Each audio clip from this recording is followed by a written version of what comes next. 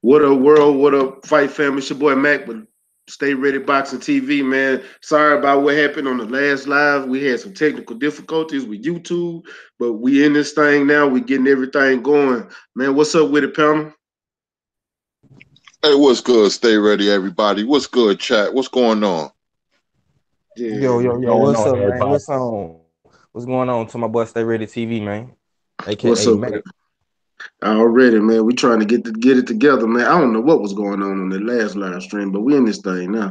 I'm gonna delete that entire last live stream. But we got people. Sheldon is back. He said, "Shit, what it do?" Mac in the panel. KQKC boxing in the building. Man, I appreciate y'all for coming through. I had to start this one over. But what we was talking about with the zone fight cards and everything. Hey, Ellie just dropped in the building. What's good? What's good, Shakita? Man, what y'all? So what was y'all discussing when I got dropped off? Because I missed out the entire conversation. I was asking Ack, what do he think gonna be a better turnout this weekend? Do you think ESPN will have a better fight with tonight down here in Texas, or you think the zone gonna hold it down for us? And he was saying shit, he really don't know, but he was leaning towards ESPN, you know what I'm saying? But I don't know. I think that uh the zone got a lot more undercards, man. So maybe quality over quantity. I don't know, man. But I'm just trying to see really who gonna have a better fight card this weekend because they going head to head. To be honest with you, as far as the ESPN and the Zerto fight, I honestly believe numbers wise that ESPN gonna do way better numbers than the zone. Now, if you're talking as far as the fight itself and the undercards, I don't know because it seemed like you got a bunch of named fighters fighting a bunch of bum On who? Which on, one? on the The zone. zone? Yeah, Oh, okay. Yeah. Well, that's really what's been their whole mo. little MO for yeah. There you go, make it been their whole MO because they haven't had any top quality fights, and I'm just like, well, damn, maybe Gilberto Ramirez versus Jesse Hart are gonna be a better fight than Canelo versus Rocky. That's all at 168. So you know what I'm saying? It might be a better turnout for ESPN the top rank, man. Yeah, I think it will be a better turnout for ESPN top rank. To be honest with you, I think the only reason I say more people will come to the fight is because in Canelo, y'all got a what are they at Madison Square Garden? They probably hold more than what they're going to be doing in Corpus Christi. Because Corpus Christi is not, they don't have a big sports venue down there. So they probably at one of the arenas, like the colleges or the sports, one of the coliseum or something down there. They probably only hold maybe 10,000 people, if 10,000, maybe 5,000, 8,000 people. So as far as turnout showing up to the fight, Canelo probably will sell out in New York. But as far as the streaming and people watching, I think ESPN killed them on that. But you never know. That's why I said, especially with this fake Dollar Tree 24/7 Canelo guy popping off. So you don't know. You don't know. You're not lying.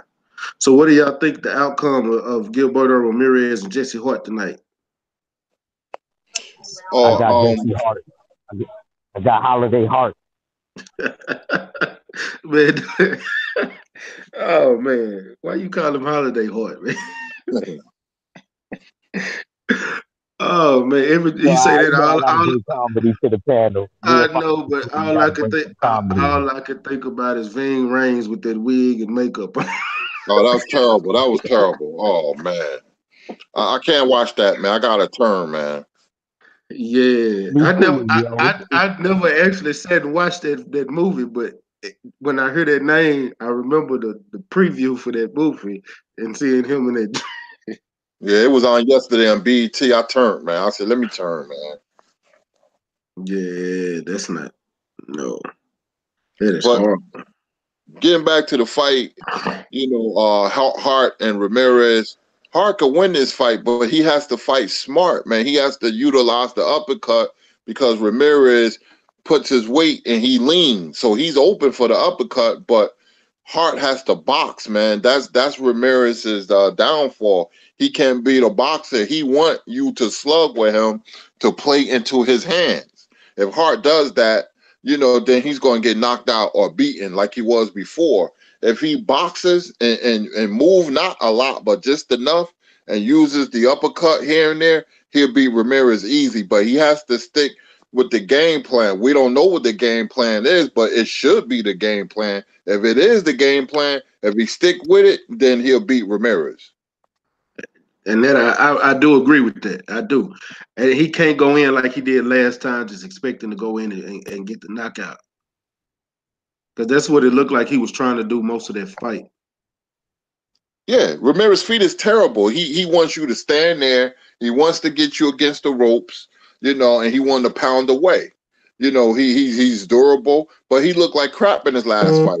You could beat him easy, but you have to box him. Use a good stiff jab, man, to stop his momentum coming forward, because he likes to come forward where he has to reset. If you hit him with the jab, and box him. And I completely agree with you on that. I agree with you, Kurt, but I think he can also, I don't know if he can do that, change the range on the jab also, and maybe even throw a left hook on occasion sometimes. I like fighters that can do stuff like that. Not too many boxers can do that. Hey, I want to say this real quick. While sorry to cut y'all off on the topic. Scrapbook Boxing is in the building. Salute to you, Scrapbook. Man, if y'all haven't subscribed to Scrapbook Boxing, y'all need to go subscribe to Scrapbook. He is a great historian on the sport of boxing. Y'all make sure y'all go subscribe to Scrapbook and subscribe to my boy RoughHouse Boxing and Carly Crush. They also in the chat. Salute to you guys, and I appreciate y'all for coming in and checking out the chat, man. And RoughHouse, send me your email so I can get you on. And yeah, I was just about to say that, Lawrence William. My boy Josh Greer is fighting tonight. I'm looking forward to seeing him fight again. It's been a while since I've seen him fight, and he's fighting Giovanni Delgado. I mean, not Giovanni Delgado. He's fighting Daniel Lozano. Daniel Lozano tonight. And I think this should be an easy 10-rounder. I think he should go in there and he should get the knockout tonight. Well, I like Josh Greer. I like his punching power, man. The man that brings the pillow in the ring. But first and foremost, man, Scrapbook Boxing, my brother, subscribe to Scrapbook Boxing. He has this series called Fisticuffs.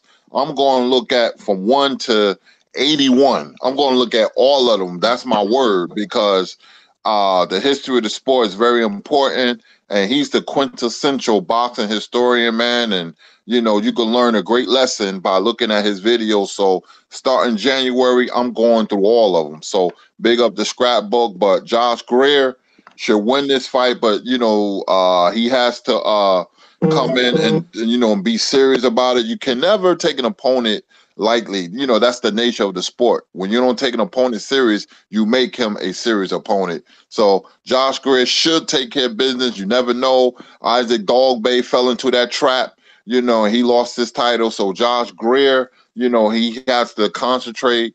His mind has to be right and physically toned to get the job done with his punching power. I think he should. He should. This shouldn't be a hard fight. He should win this fight real easily. Hey, what do y'all think? What do you think, 503 and ACK? Yeah, I was just okay. Appreciate it, my boy. You heard? I was just on Instagram looking at it, man. I think Joshua Greer, man. I like him, man. He managed by James Prince now, man, down here in Houston, man. And I think he could definitely make some of his career, man, because he definitely got that equalizer, man. And I like to see him when he bring that pillow out, man. He put motherfuckers to sleep, man. You know what I'm saying? Rock-a-bye, baby.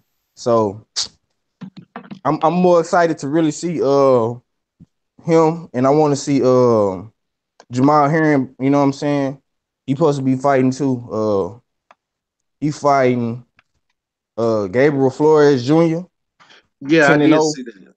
He 10-0, 5 knockouts. He from Stockton, California. He looked like a scrappy Hispanic fighter. So hopefully Jamal Henry can come back, man. He got 2 losses, man. So I just want to see these guys, man, really live up to their potential, man. Because Jamal Herring is a great boxer, man. He just had took some bad losses or whatever. And hopefully, man, Gilberto Ramirez, I'm tripping. Damn. Ramirez can bounce back, man. You know what I'm saying? Because he did look shitty in his last couple of fights, man. And Jesse Hart is the perfect guy to do that against. So hopefully we'll have something to talk about, man, tomorrow or the following next week or something, man. Because boxing is kind of in a low place right now with this weekend of quality fights, man. But you know, we got Cholo on them next week, so man, I know Stay Ready gonna be lit.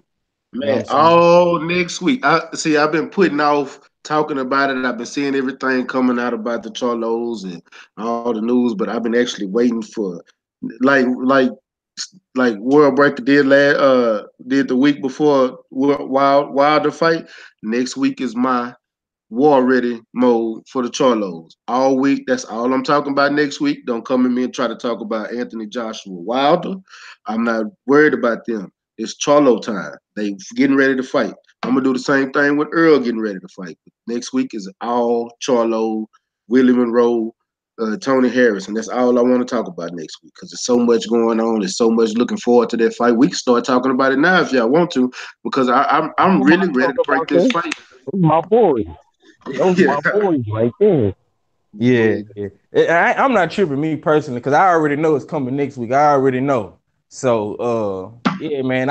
I'm gonna just focus on this little weekend of fights. I'm kind of mad because Daniel Dubois not fighting. I like to see the Dynamite Kid. You know what I'm saying? yeah. Do his thing.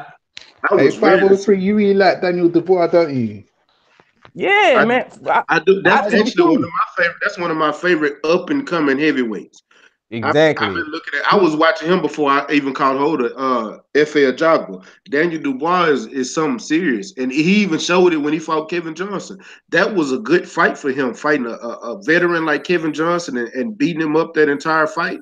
That was a great test for him, and that shows me that I think he's ready for upper tier fights, something like a Adam Kownacki, a Jarrell Big Mac Miller. He's ready for those type of fights now. Man, I'm gonna just be real with you, Mac. I want to see him in the juggernaut, bro. You know what I'm You want to see saying? him? I want to see him and Uh, Joe Joyce. I want to see it, bro. They kind of on the Now that's same level right now. now this like they UFC. they are, but I really think that's a it's one of those fights that I think that he's gonna go in and destroy Joyce simply on Joyce style. I don't care about records. It's just that style. That's a bad matchup for Joe Joyce. Only thing he can do is the slow ass punch catch Daniel Dubois, and yeah, Daniel Dubois might be out of there, but he might be out of there because he punched so slow. And Daniel Dubois hit hard as hell. He knocked out Anthony Joshua in sparring. Yeah, man, I heard about that. Heard him had him snoring. Yeah, so hey, I'm just saying, I don't think that as far as matchup wise with Joe Joyce, nah, I'd rather see Joe Joyce fight Adam Kownacki, and I think he might have problems with him. They both fight slow, but Adam can take a punch. Oh man, Joe Joyce. I think that there's a lot of bad matchups for Joe Joyce. I really don't see Joe Joyce going too far in the heavy. I just don't see Joe Joyce going anywhere, whether it's the heavyweight division or even if he tries to drop down to cruiser or whatever. Joe Joyce is just I don't know The really. best thing about Joe Joyce is his nickname, the Juggernaut. That's it. He ain't got it. He's too slow.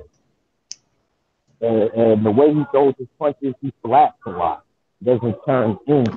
Like I noticed that in the last fight when I was commentating with World Break.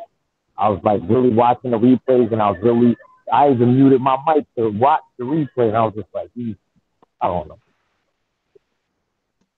The reason why I want to see Joe Joyce step up, man, because he is already in his 30s, bro. He damn near as old as Wilder with, No, I you know want what to I'm see him. saying? I do want to see him step up, but man, I don't think he. To me, he's not an upper tier fighter, and I don't think he ever will be. I think That's why. he's a Class B fighter, and I honestly believe that about him. I don't think he will ever be a top echelon fighter. Everybody on the panel. I'm gonna ask this question to everybody on the panel, and y'all answer me just honestly. Who in the heavyweight division that's upper tier level? I'm talking starting with Deontay Wilder that Joe Joyce has a chance of beating. Anybody? Probably Luis Ortiz, just for the simple fact that I know it might sound crazy, but he's just such a big guy that we was having this conversation earlier. His speed is really slow. He has really bad counterpunching. He has really bad defense. But because he's so huge and he's such a hard puncher, I would probably give him a chance to probably beat somebody like a Luis Ortiz over like somebody like a Daniel Dubois. Because Daniel Dubois, yeah, he's a powerhouse, but he's not as big as Joey Joyce. I say nobody. He ain't beating Wilder, too much power. He ain't beating Fury, too technical. He ain't beating Joshua. He'll get caught with a uppercut by Joshua. And he ain't beating Ortiz. Ortiz pedigree and boxing skills in the counter left-handed will be too much. So I got him beating no upper tier heavyweights. You don't got him beating Dillian White, Kurt Anderson? I don't think Dillian White is an upper tier heavyweight, despite what the rankings say. Parker, Takam, Dillian White, Chisora. I'm not big on them. The heavyweight division is a four-headed race between Fury, Wilder, Ortiz, and Joshua.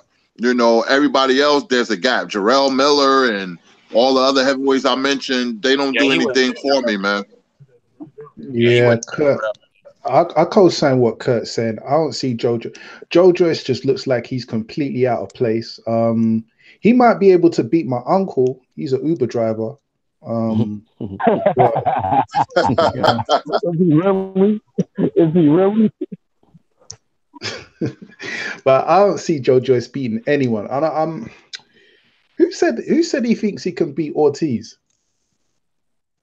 That was Battle Rifle, man. I don't know what the fuck they talking about, boy. You tripping, Battle? That had to be coming from the chat. That can't be coming from the wise men in the chat. Hey, let me tell you. Hold on, Battle. Battle Rifle is one of those that I listen to his he come out of left field sometime, but I do listen to him what he means. But this time, Battle Rifle ain't no way possible he gonna beat Luis Ortiz. He's too slow. He's easily his punching speed will easily get him hit easily and easily counter. Because if you look at him, he throws awkward power shots. I don't see nobody in the upper tier level heavyweights that he's gonna beat. I rarely see people that's second tier that he's beat. And no, I don't think he's gonna beat a Dillian White. And I don't think he's gonna beat a Derek Chisora. He's not gonna beat a Joseph Parker. To be honest with you, he's lucky that if he'll be able to beat a Kevin Johnson, Charles Martin, Adam Kownacki, Brian. He can't beat Brian Jennings. He will not beat Brian Jennings. He can't beat Trevor Berbick. He can't beat none of these guys. Hey, okay. Can he be the dude like Travis Kaufman, the dude that Luis Ortiz just punished and slaughtered for like 10 rounds? You know what? That would be a good fight because both of them slow as hell. Yeah, that would be a good fight for them. That'll be a great fight. That's how I look at that. That's just going to be a great fight. Yeah, and I want to echo. And first off, man, let me say salute to Stay Ready, man. Appreciate you having me on. Shout out to everybody that's on the panel, man. Salute to you, RoughHouse. That's what's up, man. I was gonna say to answer that question, I piggyback off what Kurt said. Joe Joyce isn't beating anybody that's considered upper tier. I would struggle to give him a W over anybody that's in that next tier of opponents. But Luis Ortiz, Fury, Wilder, hell, I even say Joshua, man. But I think he's too green. He's too slow. His ring IQ is not advanced enough. Luis Ortiz would be able to set him up and walk him into shots. Tyson Fury will be able to, with his fluid movement and irky jerky style, he will be able to box circles around him. he won't be able to withstand a bomb from Wilder and that piston like horseshoe mule kick jab, followed by the straight right. And Anthony Joshua just do what he does on him, man. But I don't think he has he has no chance at all against the Four Horsemen. Yeah, at all. None. And it was funny, bro, because like when I like that name. when I like that name, RoughHouse. appreciate it, bro. But when I start hearing about Joe Joyce's name, I was like, okay, let me check this dude out. And then I saw him and I was like, I'm just not impressed. Punch is super slow and telegraphed, and it's like he has a load up on everything. And Ray Charles could see the punches coming. Doesn't turn in. His timing is really terrible. Yes. The only reason he gets those knockouts the way he do. You remember what you said, ACK? The worst punch is when you punching at the punch, right? Yeah. He takes punches when he throwing punches and getting those knockouts. That last fight, the dude was just as bad as he was. That really he fought. That wasn't even the Uber driver. That was a McDonald's store clerk. Nah, wait. Hold on, Mac. You gonna talk about Jersey Joe like that, man? Come on, ACK. You gotta get him, man. You gotta get him, ACK. I was just about to say, Kurt. I gotta remember, Kurt is on the panel. I know, but dog, come on, man. That the way he looked in that fight, he looked like garbage in that fight, bro.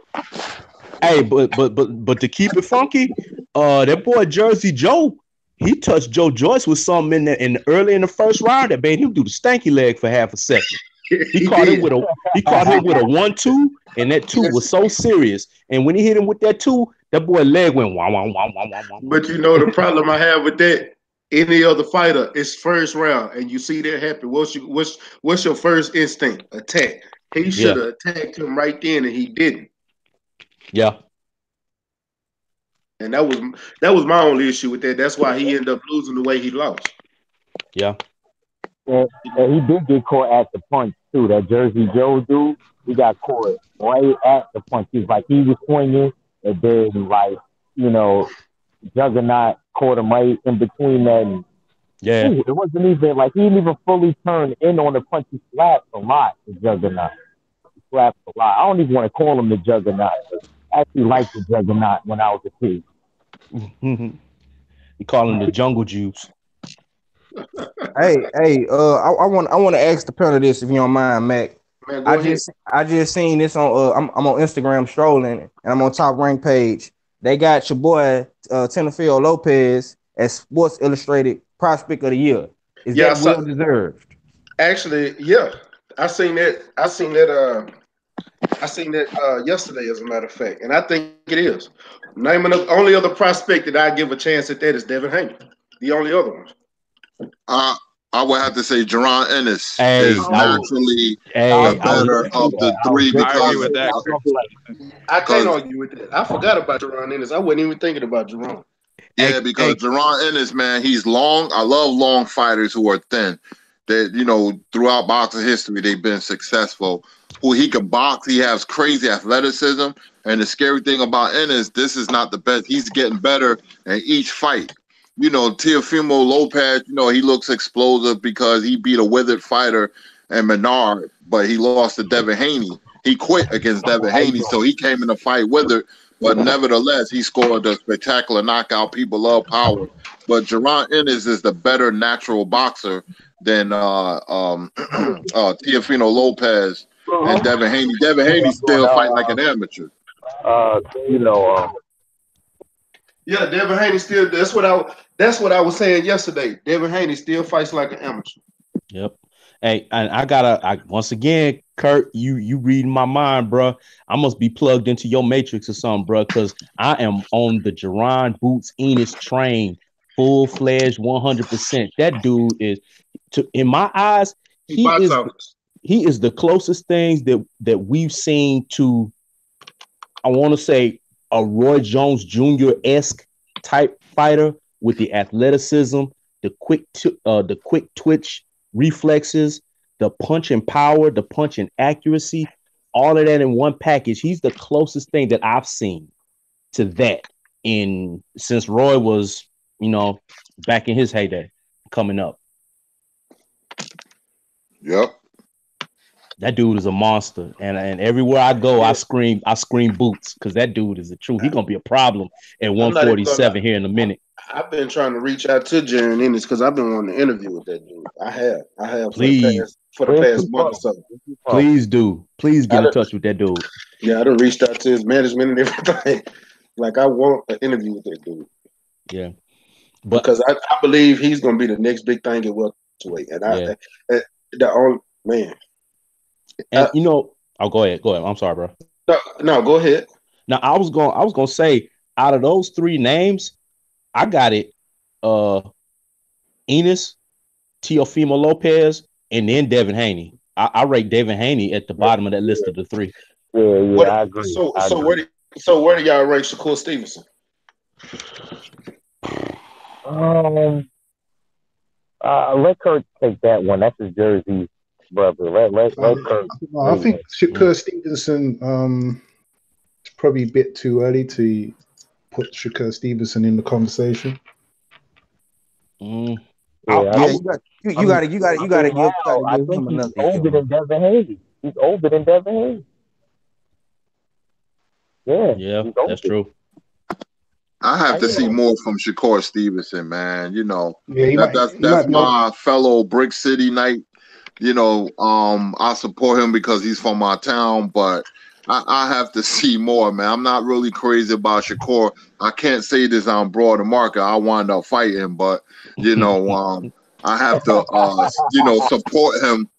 But I was never crazy about Shakur, man. Not like I am with Haney and Lopez, and definitely not Ennis. So maybe he can improve. So I'll keep my eye out on him. But I'm not crazy about Shakur Stevenson. Yeah, man. I gotta ask my East Coast boys this, man. I know I got New York and I got Jersey in here. Who do y'all see? Hold on real quick. Hey, we got 21 people in the building and 5 likes, man. Y'all smash the like button in this hole. Oh yeah, wake up, man. Smash that like button. Hey, man. y'all, let me tell y'all what smashing that like button do. When y'all smash that like button, it helps with the visibility of the show, so that it brings more people to watch this show. So y'all smash the like button for your boy Macc. Stay ready, man. Y'all smash it one time for me. Go ahead, 503. Now I was just gonna say, man, I got the East Coast boys up in here, Jersey and New York, man, ACK and Kurt. I just want to know who y'all think gonna be on top of this whole East Coast movement, as far as you got Lopez, you got Shakur, you got B-Hop. Who do y'all think gonna be at the top, man? When the next two come in? I gotta go with out of those that you named, like he was showing Teofimo, man, by landslide. And they actually respect Teofimo. I seen an interview with a few of them dudes, and they was all on the phone together. They wanted to fight Rolly. Mayweather's fighter. Rolly. They was like directing all the smoke to Rolly. I'm like, why y'all ain't saying nothing to Teofimo? So that right there was a testament to me. And that right there already, the psyche is already built in for Teofimo. And I'm not mad because he's from New York.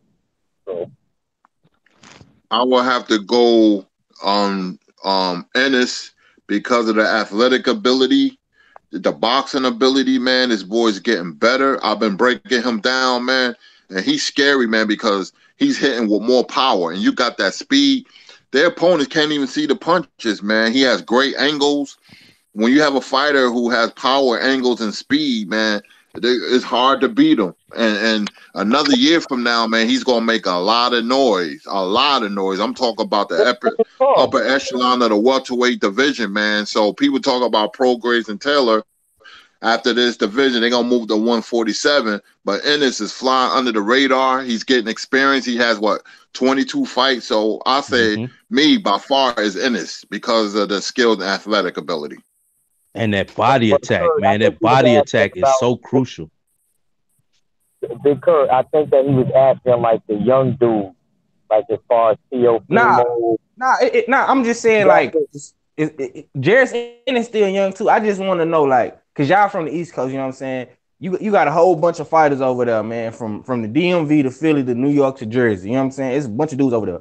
It's cool. He can roll with Ennis, man. Ennis is good. He got the goods. You know what I'm I like saying? Ennis. Where's Ennis from though? I thought you meant like as He from far as Philly. that Yeah. little I'm talking about the whole East age Coast, bro. bracket. From the DMV to Philly to Jersey, New York. Just who gonna be Then I'm the gonna have to man? go with Ennis too, because I think Ennis is nice too. I didn't know that we put Ennis in this. I thought you was just talking Yeah. about little Beehive, like that little age bracket. You know what I mean? Nah, man. I'm just You talking know, about just the whole East Coast period, man. You gotta put Ennis in there too. You gotta put all them boys in there. You know what I'm saying? I just think okay, okay. the East. Then I agree. Then I agree with Big Kurt. I can't argue with him. I Yeah. think he should get the prospect of the year too, as well. You know, I think Okay. he is that good. He impressed me in his last 2 fights that I watched. I mean, especially the last one. You know, he was looking like Roy Jones, Yes. just more, but more of a boxing, where I want to say more of a boxing base, like, you know, not leaving his hands. You know how Roy's so unorthodox. But yeah, I agree with that assessment with the Roy Jones. Yeah, and he's Yeah. a lot of fun to watch. He's a lot of So fun to watch. So Yeah, that's true. I got a question for y'all. So what do y'all think about Rolando Romero Rolly, Floyd boxer? Because the dude Well, actually he's got some strong. nice hands. He's strong. He's strong, yo. Rolly, he's Yeah. strong, yo. He got power. If he ain't got nothing else, I don't think he's the most skilled. And a lot of the dudes in his age group counted him out. Yeah, I But could he's tell you know what I mean? Because I know a few of these dudes. They counted him out because he wasn't in all of those big amateur tournaments and stuff. I keep telling people that don't mean nothing. We got to remember, David Benavidez only had like 10 amateur fights, and look at his skill. Look at that dude. Got the title, got the full title before his big brother. Like, so we can't really even it's two different things. The pro game and the amateur game, I feel like it's completely separate. It's like certain chicks you deal with. You got crazy ones, and then you got the ones that, you know what I mean, the classy ones and smart. You got to separate certain things. Yeah, man. Another. I'm gonna tell you, this ain't Mayweather's camp. But do y'all know anything about the Lee boys? Maurice Lee. Nah, Okay. I never heard. Maurice Lee is signed up under Mayweather, but he already he lost 2 of his last 3 fights, I think. He's a good one, but he got a little brother named Devin Lee. I was actually supposed to bring him on my channel. Devin Lee is actually him and Ryan Garcia got the same management. And they got a picture where they doing a face off somewhere. And Devin reached out to me recently because he's trying to make that fight happen. Devin Well, is one hell of a fighter. I want y'all to just do your time and look him up. Dude got mean ass power. He comes from a boxing family. All him and his brothers fight. Man, I think he can beat Ryan. Just from what I've seen, he's a prospect. well, we're gonna So is find Ryan. out how Ryan look in this fight tomorrow because that Dominican dude just pushed him at the weigh-in. He He damn did. near pushed him off the platform. But I don't know if y'all watched the weigh-in today. who is this Dominican that he's fighting though? I listen, some Uber driver. Exactly. Do anybody on the panel know who he is? Nope. Nah. Exactly. So anybody can be tough pushing, but he had restraint and not fighting him back. So when it comes to him getting in that ring, it's a whole nother story. Now you right, because Jeff Horn got pushed at the weigh-in with Anthony Mundine. Look what happened to him.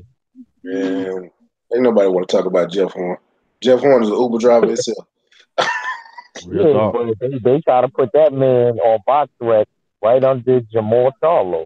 I still can't get over it. That thing I showed you earlier, Matt. Yeah, so they got to be. I don't think that's a pound for pound. I don't know what that is. I honestly don't. Nah, I think that was middleweight. That was literally because if you look at it, everybody on the list was the middleweight. Hey, Lawrence Williams want me to ask Kurt. He said, "Kurt, is Ennis a contender or a prospect in your eyes?" He said, "I see him as a contender now." I see him as still a prospect. He'll be a contender when he fights somebody in the top 10. You know, he's still a prospect because we still when he's even though he looks promising, and that's a prospect when he steps up in the top 10 or fight somebody a note and he beats them, then we can label him a contender because I've seen a lot of prospects step up to a contender level and lose, fight somebody in the top 10. So they're not a contender until they beat somebody that's dangerous because they usually put a young fighter in with the past their prime tough fighter because when you have a great talent, it has to be coddled and nurtured, and he has to be brought along at the right pace, not too slow and not too fast. So to me, he's still a prospect until he beats somebody a note.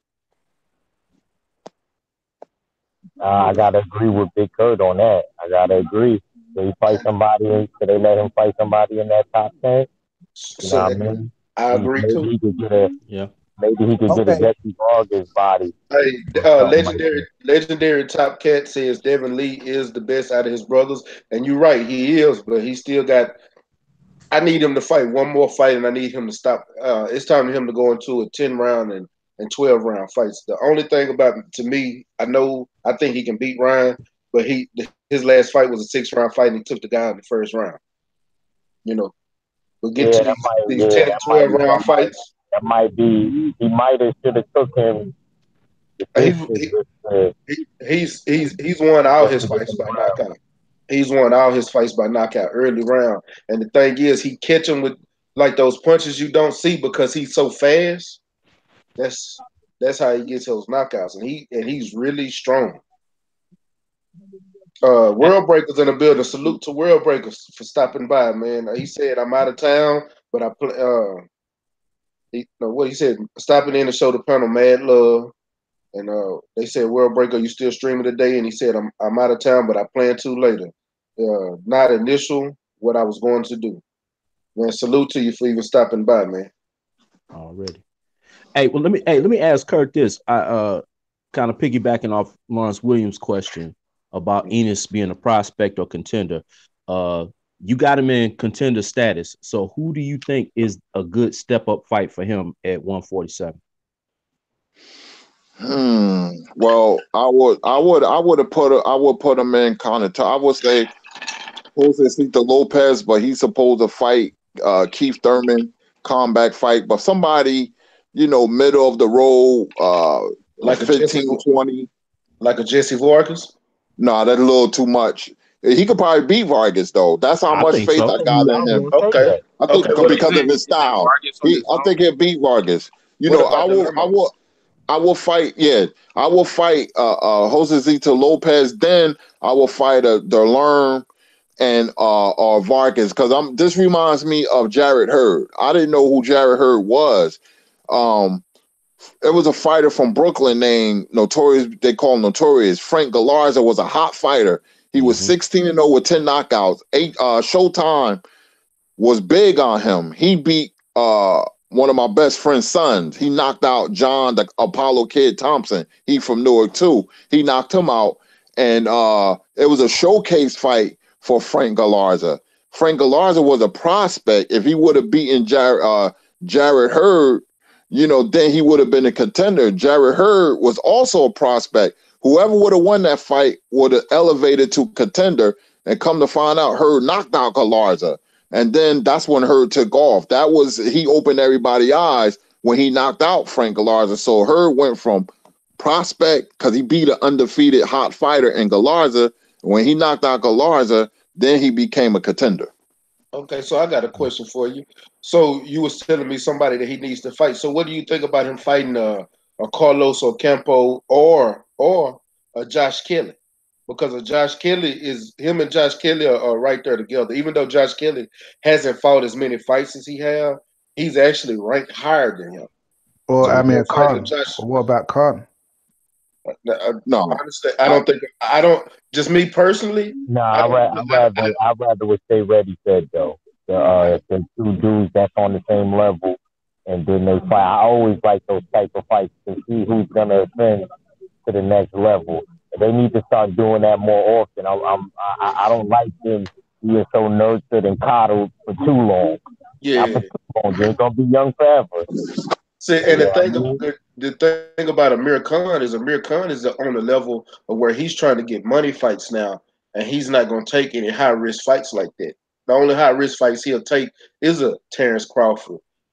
Even though Terrence Crawford is smaller, it's not as big of a risk as we would think.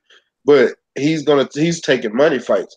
Him fighting a Jaron Ennis is a low risk, a high risk, low reward type fight. I don't think Amir Khan would even take that fight or even consider that fight. No, he wouldn't. I'm gonna say this too. When you have a young talent like Jaron Ennis and Teofimo Lopez or Devin Haney, you got to remember something. A young fighter, psychologically, if you put him up there with a guy you think is past his prime and he gets knocked out or badly outboxed, he may never be the same again. You know, they put John Mugabe in the ring with Marvin Hagler, and he was never the same. John Mugabe was way too green to be in a ring with a great fighter like Marvin Hagler, and he got destroyed. So, like I said, you have a talent who has to be nurtured and coddled. You have to bring him along at a steady pace, not a whole bunch of tomato cans, because you fight a whole bunch of tomato cans, the first contender you fight, you're going to lose. And don't bring him along too soon, too fast, because if he gets knocked out, he may never be the same. So you have to bring him along. Let him fight a top 15, top 20, then let him fight like a top 10, top 12 contender, and then go up the ladder like that. Key example, I would like to see, instead of Amir Khan, I would like to see him fight a Conor Benn. That would be a great fight for Jaron Ennis. What weight Conor Benn fight at? Huh? He's 47, Conor Benn? Yeah, Conor Benn's he's a welterweight. He's 147. Yep. But I was going to ask you, Kurt, yeah, Conor, not to cut you off one of the ones, but that would be a good fight for Ennis. I'm looking at the rankings right now. He number 10 in the WBA. So that'll be a good fight for Ennis. But go ahead, one of the ones. I say Ennis beats Conor Benn. I'm quite confident that Ennis would beat Conor Benn. It would be a good match. It would be a good matchup, but I'm confident that he would get through Conor Benn with no problems. But I was going to ask Kurt how you feel about Ennis and Josh Kelly. Like, how do you see that going down? That's a good fight. I like Kelly, but I got Ennis. It's something about him. I'm getting these vibes from him, man. He dedicated to the sport, and when you have two young, dynamic fighters, you got to weigh in the intangibles. Ennis comes from a boxing family. He's from a boxing city. Philadelphia. He's always in the gym. He takes his craft seriously. He has an edge about him. He's a little flamboyant, but I like those fighters because that shows me confidence. I've seen Kelly fight 3 or 4 times. I don't really know his background or his family background. Does he come from a boxing family? That matters. I got Ennis. That would be a good fight, but Kelly, Ennis has a lot more fights than he does. So I would give the edge to Ennis if they was to fight right now. But I'm keeping my eye on both fighters. I actually like Josh Kelly. I think Josh Kelly. I do too. I believe him and Josh Ennis is the future of welterweight. But we gotta get some of this ducking out of welterweight. And once it's out, because I believe this is what I truly believe. Once Errol unify the division and become undisputed, or whoever become undisputed, because I think Earl is going to move up to 154 next. I think once he does what he wants to do and has to do at 147, I think he's going to move up to 154. I believe the Charlos is for the move up, because I think Jamal is going to 168 pretty soon. And I think Jamel is probably going to go to 160, because I don't think he can hold 154 too much longer. So I think they're on the ascend to move up. And then 147 is prime for the picking, because Terrence Crawford's for the retire. Keith Thurman don't know if he want to quit the sport, he want to do commentary, if he want to be married and hugged up with his wife. He don't know what he want to be. Danny Garcia's I got one foot out the door too, because he talking about moving up. The only person you got left is Sean Porter, and I don't think he's gonna last too much longer. He's getting older. He's in his 30s, so I think those two right there are the future of the welterweight division. Yeah, I know you guys ain't gonna like this one, but I'm really liking Regis Prograis at the moment. Why you say we ain't gonna like that? That's my Definitely we ain't dude. gonna That's like my that one. guy. That's my guy. Yeah, I'm really liking what I see with Prograde. I don't want to even look at how he compares with Ennis and the other guys. I like what he's doing. I think he's on the right path. Let me piggyback on that one, man. Prograde is a nice talent. Prograde is a bit too defensively irresponsible for my taste. And I'll be honest with you, man. I think Josh Taylor does that, boy. I'll be honest with you. I think Josh Taylor put them things on him. Hey man, I got to take time out to big up Lala D. I just seen Lala D in the chat. That's my homegirl right there, man. Lala D, what's up, man? It's good to see you. Yeah. Lala D, what's up, sis? Yeah, I like Lala D. That's my sister. Yeah, you know. sure. But talking about Prograde and Taylor, but they have to win. Raquel can be a hard fight. That's his next fight, and Baranchik is a heavy-handed puncher. So I don't want to look ahead of those fights. I can't wait for the semifinals of the tournament. But if they do meet, Prograde's problem, he get hit what you call tail end punches because Taylor was going to have the reach advantage. But if I was Prograde, I would go inside, man, and attack Josh Taylor's body. I think he'd have a lot of success. If I was Taylor, I would keep Prograde at the end of my punches. Yep. But you let him take care of business and see what happens after that.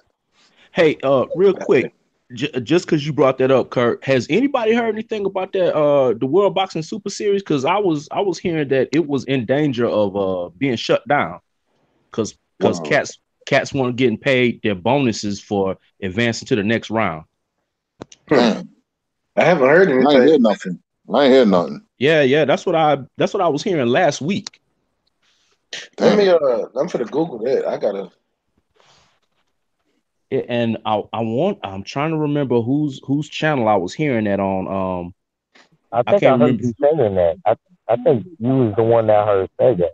Yeah, and I can't remember who I heard it from, but it was one of the bros in the LDBC on their channel, and I can't remember if it was World Breaker or if it was Cali or who, but somebody was saying it. I was like, oh no, it was Fanon. It was on Fanon's. Because I'm looking at something on Boxing Scene, and they got Rodriguez confident on beating and no facing Tate in the World Boxing Series final. That was just last week on Boxing Scene. I don't see anything about it being shut down as of right now, but that don't mean news won't start circulating because, to be honest with you, it's about time for them to start talking about the next up and coming fights with Regis and Josh Taylor too. Yeah. It's around that time. Well, I think both Regis and Josh Taylor have got opponents that they need to get through before they fight each other. But I really hope that competition doesn't shut down because I really want to see that fight, the Regis and the potential fight between Regis and Taylor. Right. Me too. So it's one of the bright spots in boxing, man. Noya Nui, I love his left hook, man. So hopefully, it continues, man. I want to see them that tournament, man, in its entirety, man. So hopefully, they can, keep on and having a tournament for us boxing fans, man. I think I just found probably my favorite one at them small weight. Probably my favorite. Hey, hold on, ACK, real quick. Hey, RoughHouse, I found the article. It was from Ring Magazine, and this was eight days ago. It says developing the World Boxing Super Series is in jeopardy of being canceled ahead of the semifinals, according to multiple sources. Several fighters are still awaiting their bonus checks from the season 2 quarterfinals. Update story from Ring Magazine. I knew I heard that. I heard it on Fanon's. Yeah. Huh? You can't pick up the tab. You got $1 billion. You can't pick up. There's mounted. I'm gonna read the article. Well, I ain't gonna read the whole article, but I'm gonna read what they're saying. It says there's mounted concerns among those connected with the World Boxing Super Series that the ambitious single eliminator tournament will discontinue before the second season is complete. Multiple industry sources told the Ring. Turmoil has been brewing behind the scenes among the board of at Camosa AG, I don't know what the hell it is, the group banking attorney. At the heart of the issue, some investors have funded more than their promising share. Others haven't met their dues, per sources. Roberto Del Miglio, a former group commercial director at media right company MP and Silver, is head of the management board at Camosa. The semifinals are slated for February and March, and the matchups are set. But as of now, there's been no site securing for any of the six bouts, no dates either. The second round of the tournament is in jeopardy of falling apart per sources, but there's hope the board will solve the issues. The World Boxing Super Series declined comment at this time. The zone in which distributing season two of the World Boxing Super Series didn't have comments when reached by the ring. Several fighters are still waiting their victory bonuses, some of them six figures, to be paid out from their quarterfinal bouts. According to the sources, the win bonuses are stipulated in the contract and incentives for fighters to enter the tournament. The first round of season two completed in October. The World Boxing Super Series contract requires participants to submit invoices for purses and uncommon practice. The contract stipulates that the fighters receive payment within 5 business days of invoice submission. In some cases, the promise has been met. Boxers are typically handed a paycheck the day of the fight. In all, there are 24 boxers who entered season two, which featured cruiserweights, bantamweights, and junior welterweights. 12 fighters now remain. The semifinal matchups that are in jeopardy of being canceled: Josh Taylor and Ivan Baranchyk, Regis Prograis and Curl Relic, Zolani T and Nonito Donaire, Nayano. Well, I ain't for the name all these fights. That's basically what they're saying. These fights are in trouble. So yeah, that was 8 days ago, and that was per Oh man, ring. that's terrible news, man. I hope, man, it'll be another black eye for boxing, man, because that's one of the bright spots of boxing having them tournaments, man. I hope that's not the case. I hope they can get paid, man. That's Man, terrible. that really is terrible, man. Because as far as boxing go, that I actually was looking forward to that tournament. That's probably the only thing the zone was doing right was the World Boxing Super Series. That was the only thing they were doing right.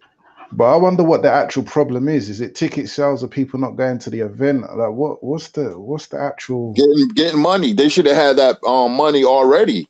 You know, the way they was talking, that money should have been all secured already. Yeah, they really should have. They should have been had that money together. Yeah, well, I just hope Richard Schaefer can get all of that taken care of, man, because that'll mess around and rob us of some good potential fights. Yeah, man. Man. I hope that's just a rumor because they just hearing it from sources and we get a fight because I'm actually looking forward to seeing Regis fight and to see Josh Taylor fight. Them were the only two people in the tournament I was really looking forward to seeing. Oh, and Anui. I was just watching Yeah. I had to go back and watch that Anui knockout again. This kid is impressive, and you know what I like about the Japanese is that they're emotionless. No emotion in their face. They get the job done. But that Anui knockout was God, that was crazy. It was. It really was. It was unexpected too. I showed him pick him in that fight. I did. And who did I think Josh Taylor's fighting Barrett? Yeah. Yeah, Yep. he's fighting Ivan Benerchi. Yeah, and Progress was fighting Relic. And those are tough fights for both of them. To be honest with you, those are going to be tough fights for them. Yep. I hope they can resolve this matter, man. We got a lot of fights to look forward to, man. This weekend, next weekend, I want to see the Charlos, my favorite fighters. And don't forget, February 2nd, man, we got the rematch between Alito Alvarez and Sergey Kovalev. I'm definitely looking forward to that. Yeah, January, you got Broner Pacquiao. I ain't ordering. I have to stream that. We got a lot of fights, man. We got a lot of fights. that's exactly what we said earlier, Kurt. We're gonna stream that fight. I ain't ordering that. Yeah. One of y'all better hit me with the stream too. Don't be stingy. I'm gonna hit y'all with the stream, man. I'm probably gonna go live I'll probably go live and do a punch for punch, a color commentary on the fight. So yeah, but I am streaming that. I'm not buying it. I support the PBC, but man, that's Man, come on, stay ready, man. I'm disappointed in you, man. You're not supporting. supporting Pacquiao. Yeah, I'm just saying that's not pay-per-view worthy in your eyes.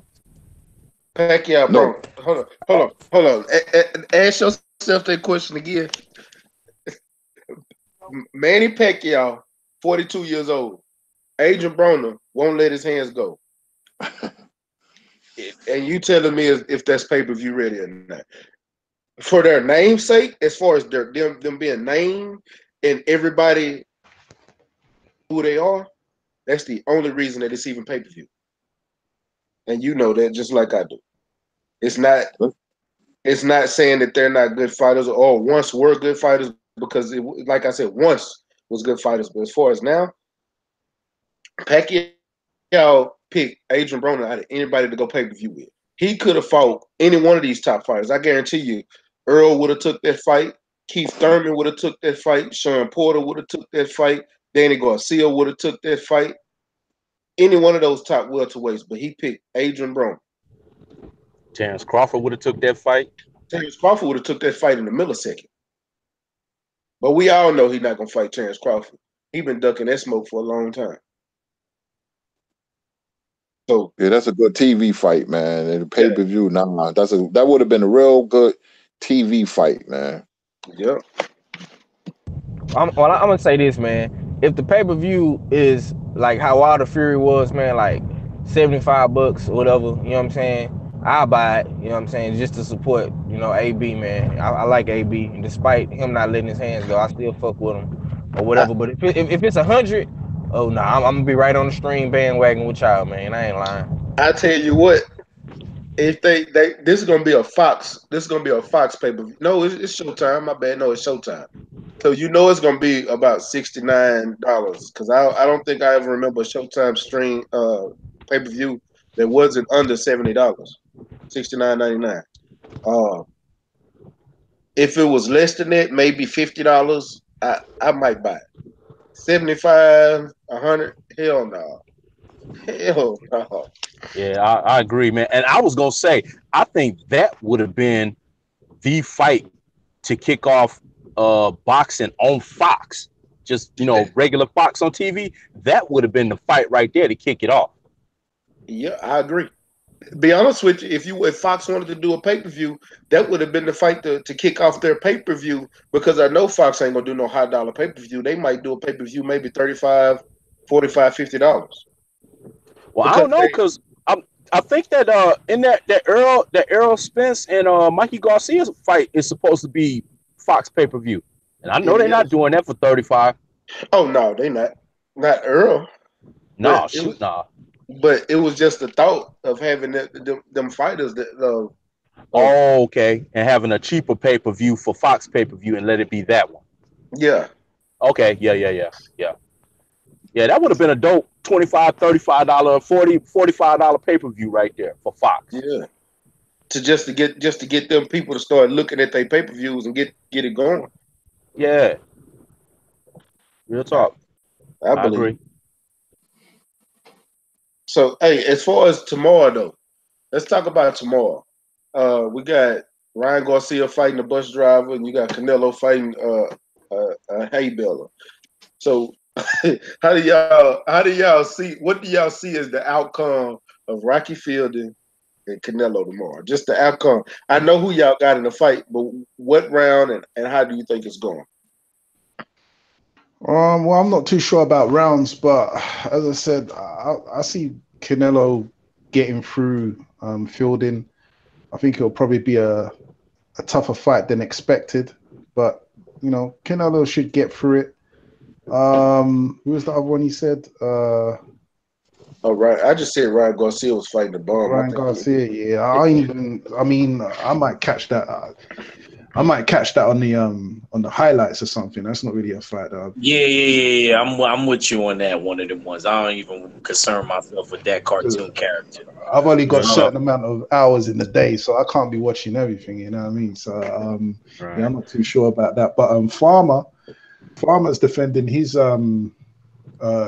Yeah, I'd rather pay attention to that. Yeah. Hey, and one thing that we got to keep in mind with Ryan Garcia, bro, is that he was labeled and titled as this hot new prospect, bro. But in every fight that he fights, and it doesn't matter who he fights, he has trouble with them.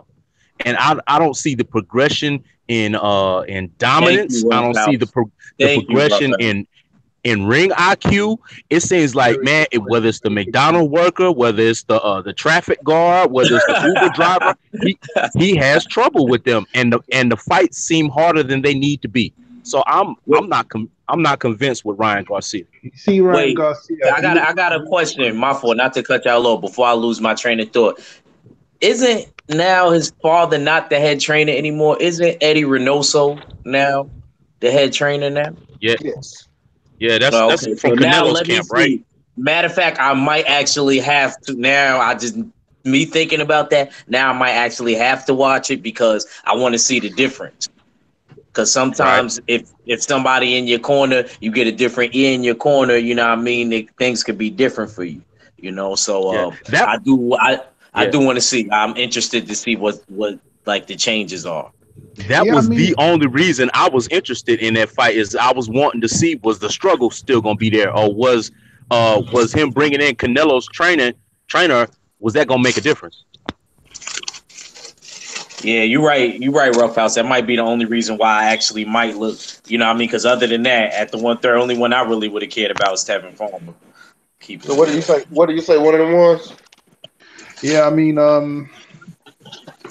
yeah, you got a point in terms of Garcia having a new trainer. But as I say, I've only got a certain amount of hours in a day, and I'll just let me know what let me know what the updates were. I mean, Garcia looks great in training, with the fast hands and all of that, but he just looks awkward. He looks awkward. He doesn't move his head. He just looks awkward. But yeah, what happens. Do you know why he looks good in training? Because his hands are so fast. You know who he reminds me of with those fast hands? He reminds me of a smaller Amir Khan with his speed. I ain't talking about fighting style. I'm just talking about hand speed. That's who he reminds me of. But he has power Amir Khan didn't. And with his defense, though, it's almost non-existent. And that's his problem. And if this trainer come in and teach him some kind of defense, which, see, Canelo learned his defense after he fought Mayweather.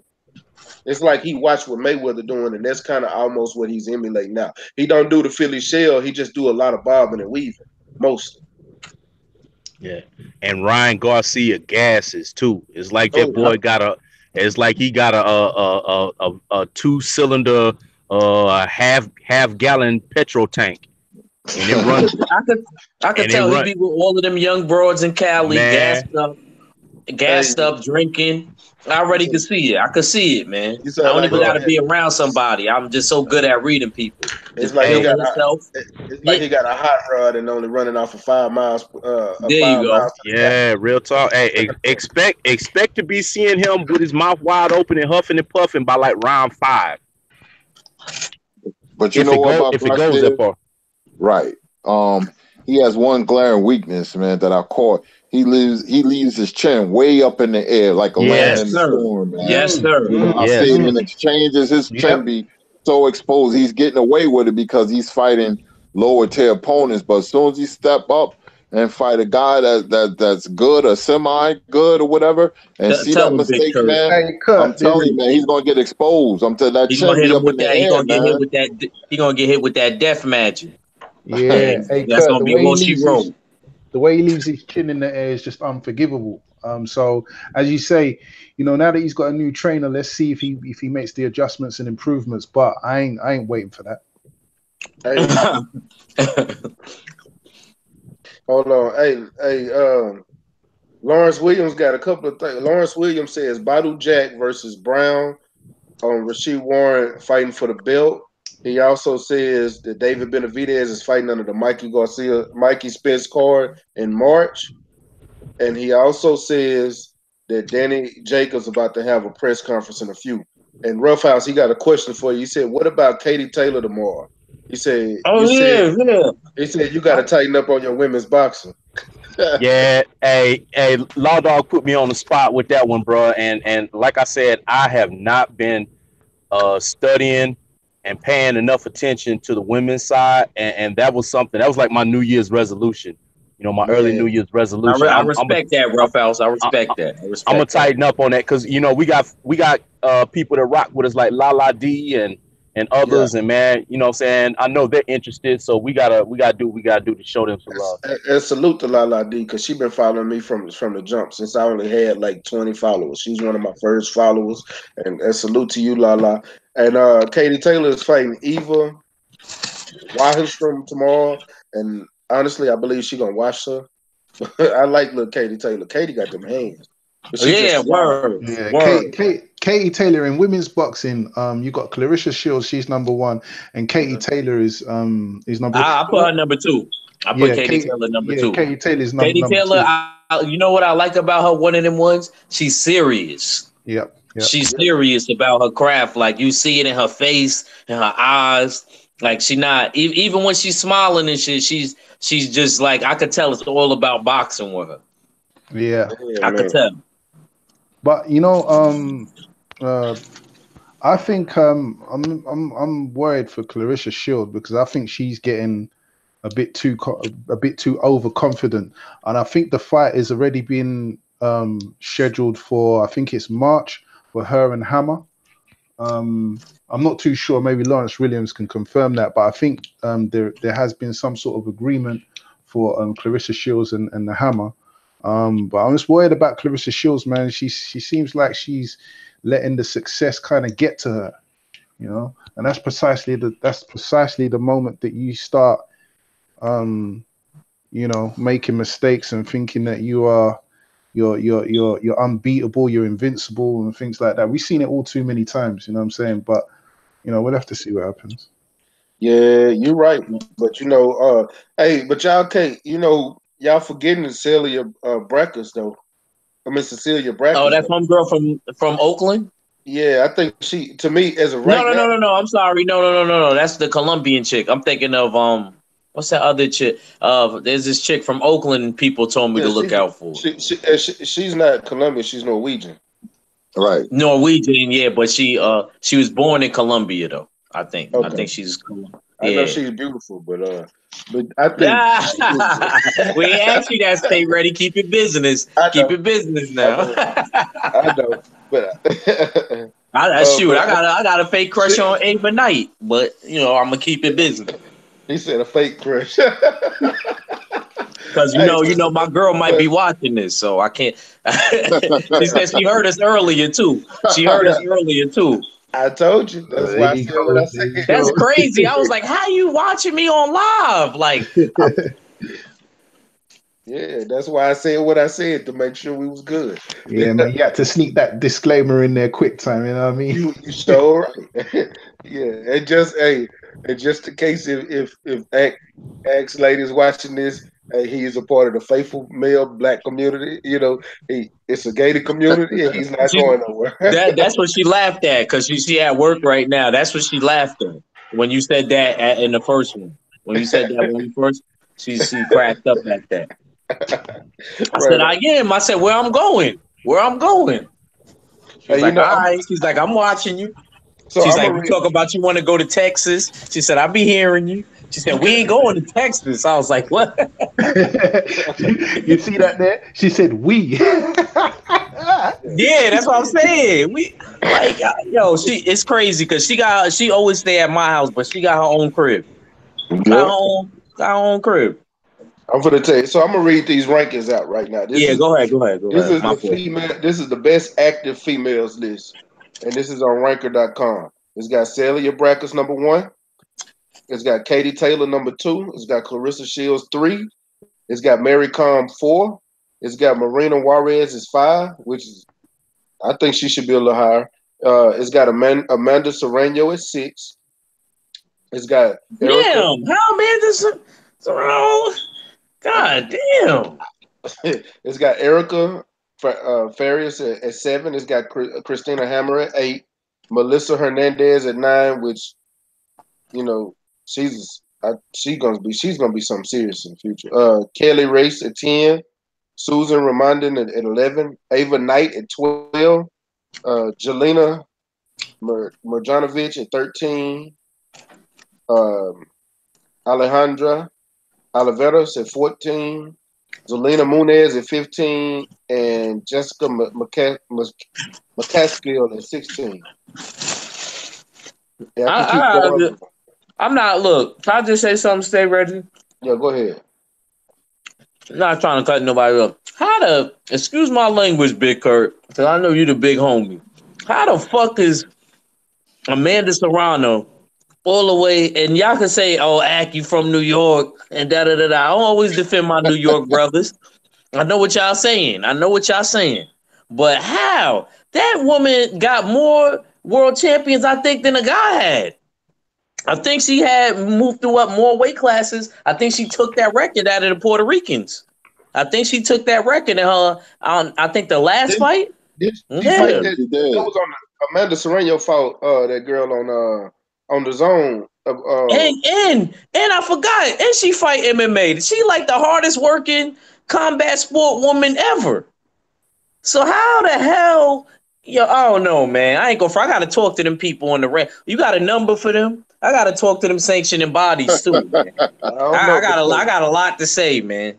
I got a lot to say. We're gonna start from the WBC, then we're gonna work our way. I don't know if I could get on the phone with the WBA, man. Well, shit, man, it's a few of them that should be higher than what they are. You know, because the WBA will just give you a title out of nowhere. It'll just here you go. Here's a super belt.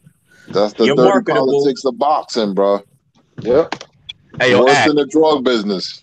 Yo, ACK. Yeah. Hey, bro, I just wanted to say you're really starting to sound like a New Yorker right now. I just wanted to put that out there, bro. I'm messing with you, man. I'm messing with you. I think he's gonna break out in a keep a cutie with a soft booty. I don't know. Can I get your autograph?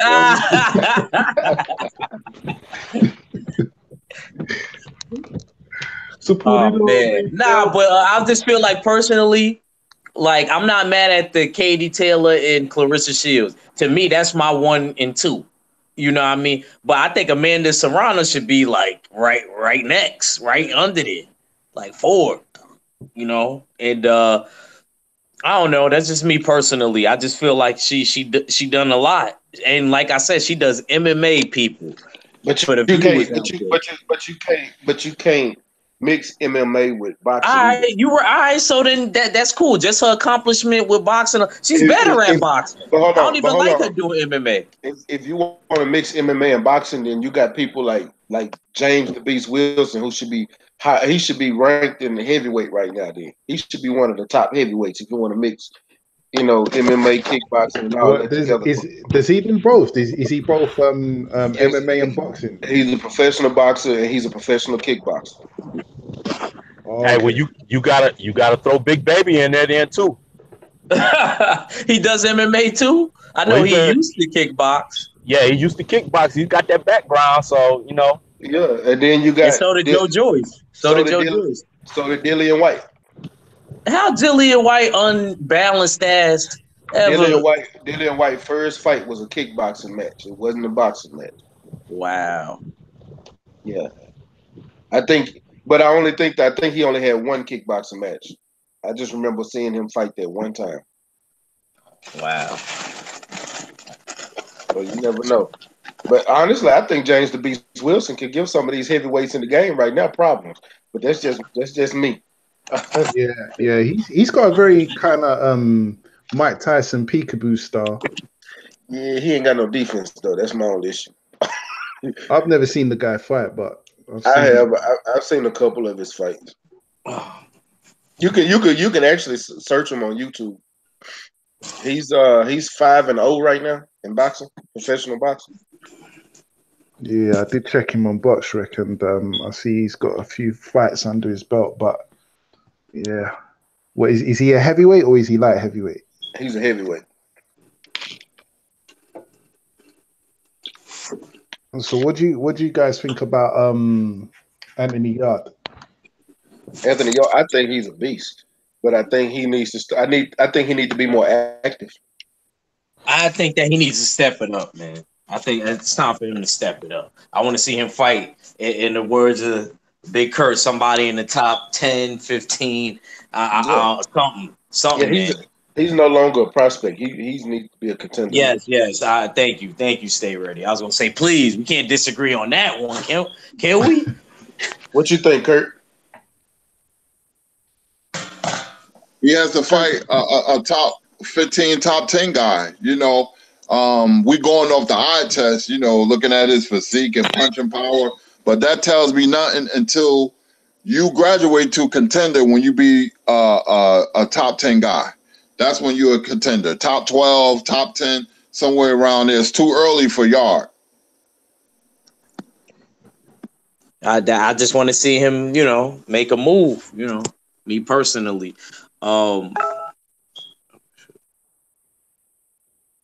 Yeah, I like Anthony Yard, but you know something that I get is that a lot of these fighters, I mean not a lot of fighters, but a lot of the guys in the UK don't like Anthony Yard.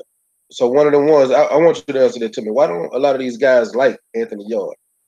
Man, I have no idea. I think people don't like him in general. I've heard a lot of Americans, say they don't like him. I like the dude. He actually he come over here and fight because he don't get the respect over there in the UK. That's why he comes over here to fight. Yeah, I've not heard anyone kind of shit on Yard or anything. In the UK, I'm just trying to think. Yeah, my cousins, Richie and them, and yeah, everyone respects him. Because we can relate to him. He's coming from the same environment that we're living in and stuff. I've not heard much negativity towards Yard from the UK. I've heard it more so from the US, and even myself. I don't have a firm opinion on him because I haven't seen enough on him to really put my foot down and say, okay, this is what the situation is with Yard. From what I have seen of him, he looks all right, man. He looks all right, but I'm just not educated enough in him to, as I say, put my foot down on him.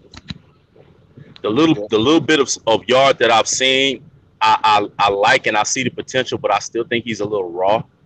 But I like the fact that he came over here to get training, get that work, get the instruction, and I think he'll be able to find what he needs over here to polish him up.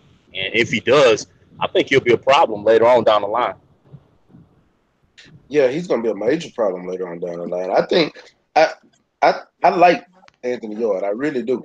And I think he's gonna be the next big thing at light heavyweight, because right now you missing out Adonis Stevenson. Oh, by the way, Blue Blood said this earlier. He said that Adonis Stevenson is still fighting for his life. So my thoughts and prayers go out to Adonis, man. I hope he get better. I don't wish that on nobody. Yeah, man.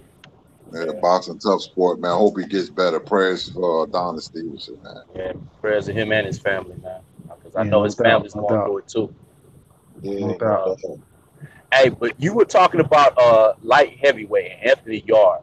I like that cat, and a lot of people might not like what I'm saying because he signed the zone, but I like that cat. Is it Anthony Williams? Is that his name? Oh no, I think he's fighting. I know who you're talking about. I thought he fight at 168. Nah, he's at light heavy. 168. I thought he was light heavy. Nah, he's at 168. Oh, okay. Well, that's my mistake then. My bad. I thought he was a light heavyweight fighter, but he looked like I don't blame you because he looked like when he rehydrate that night.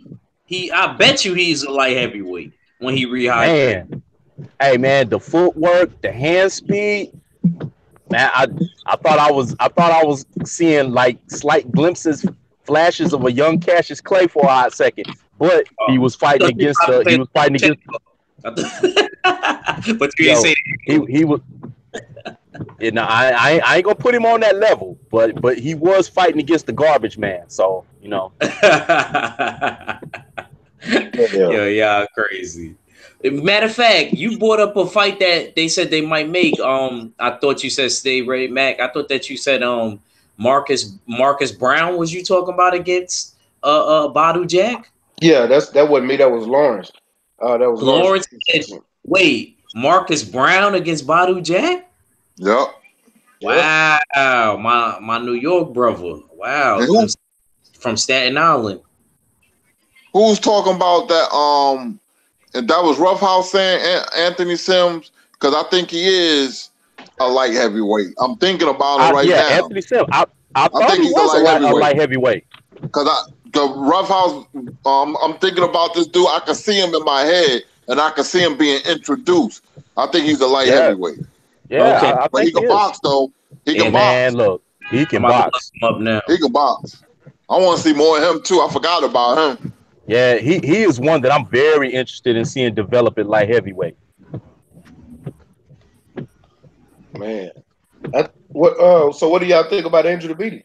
Oh, you're right. He is. But you know what it was? Matter of fact, you're right. He fluctuates between. I remember him. Yeah, I watched this fight. He fluctuates between 168 and you know who he looked like? He looked like Shamar Moore.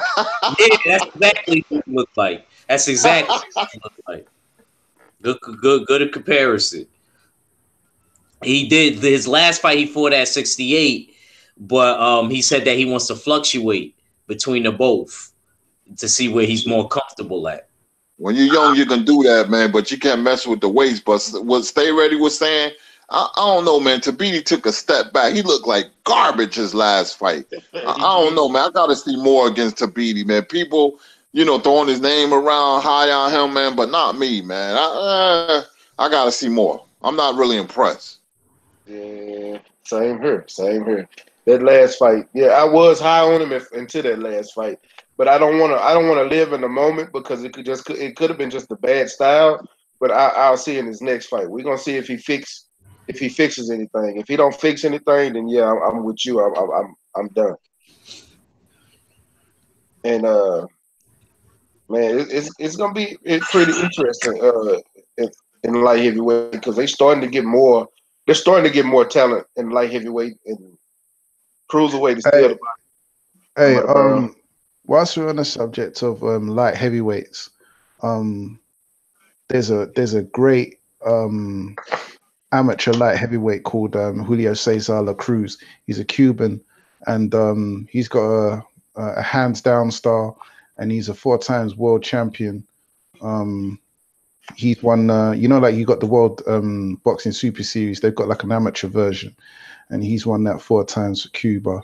I don't know if you got the time. You might want to check him out. He's got a real interesting style, and I've always wondered what he would look like if he had turned pro.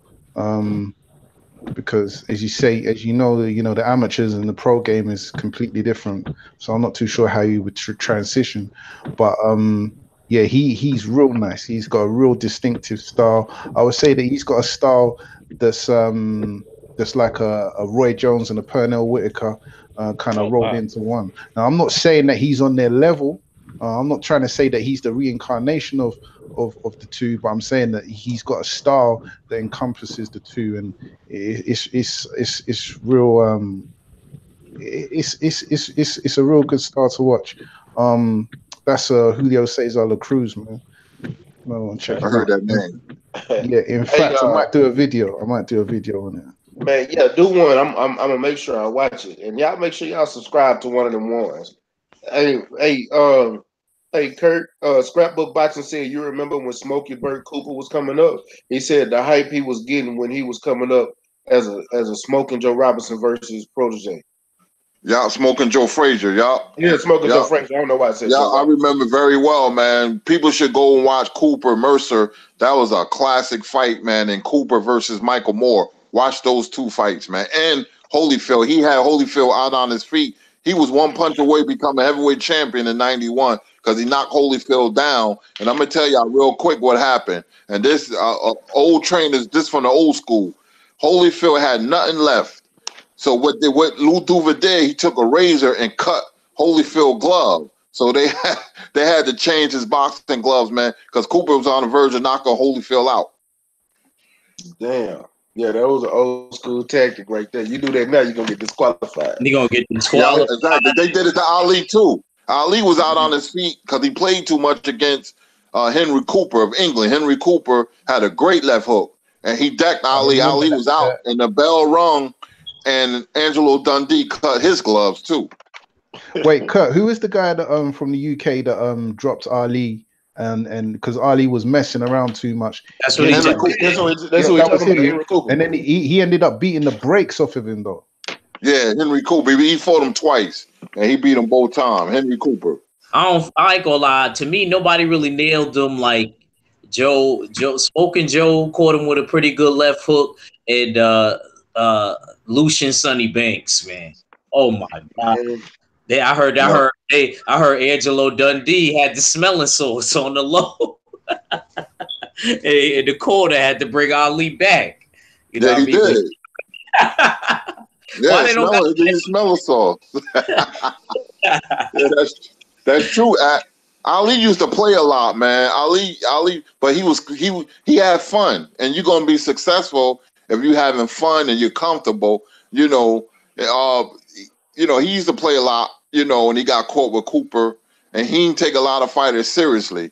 But he respected Joe Frazier, though. I think he came back a little too soon. Yeah, he should have had a couple more fights, but nevertheless, man, Ali the greatest. Yeah, he is. In my eyes, he is the greatest heavyweight. And to be honest with you, I got Evander in 2. Skip this deal because it's every day. No, I'm sorry. I mean, I got him in 3. I got Jack Johnson in 2, but I got Holyfield in 3. I'm mad at you for that. I got Sam Lamford, Ali, top 3, Sam Lamford, Ali, and I don't know who the third one is, man. Oh no, but yeah, there's been some great heavyweights, man. Some real good heavyweights over the decade. But you know what, as well, it's kind of difficult because you can't compare eras. You can't compare the black and white first generation era to the post 1970s era. It's a complete different ball game.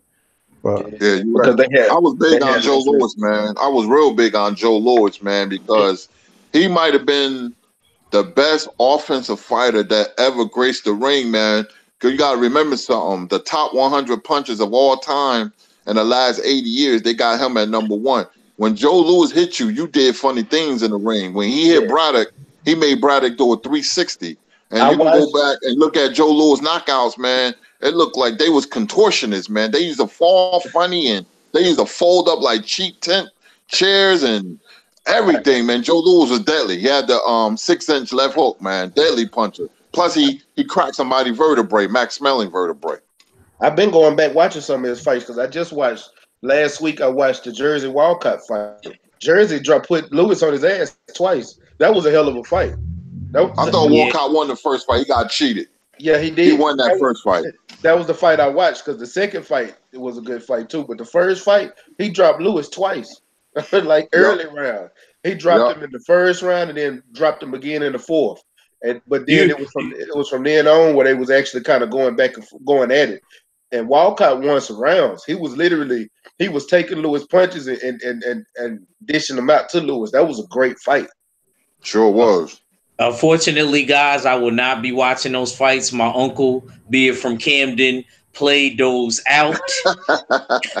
So I know exactly what y'all talking about, what round it happened. It's actually kind of sickening because my uncle is just as Jersey as Kurt is. So I don't even want to talk about that. Your uncle is yeah, dad's side of the family is from Jersey, and my mom's side is from New York. But man, salute to you and your family. But Jersey Joe Walcott was a great fighter, man. Nah, he was. Very actually, underrated. Very underrated. They got a picture of him painted in my uncle's wall where he turned his whole gym into he combined it with his garage. It got a big cartoon painting of Jersey Joe. It's real nice. I should have. I think I got a picture of it. I'll put it in the chat one day. Hey, Kurt, I got a real weird question that's just popped into my head. All right. Shoot, bro. What do you think of Frank Bruno? Not much. He had a very weak chin.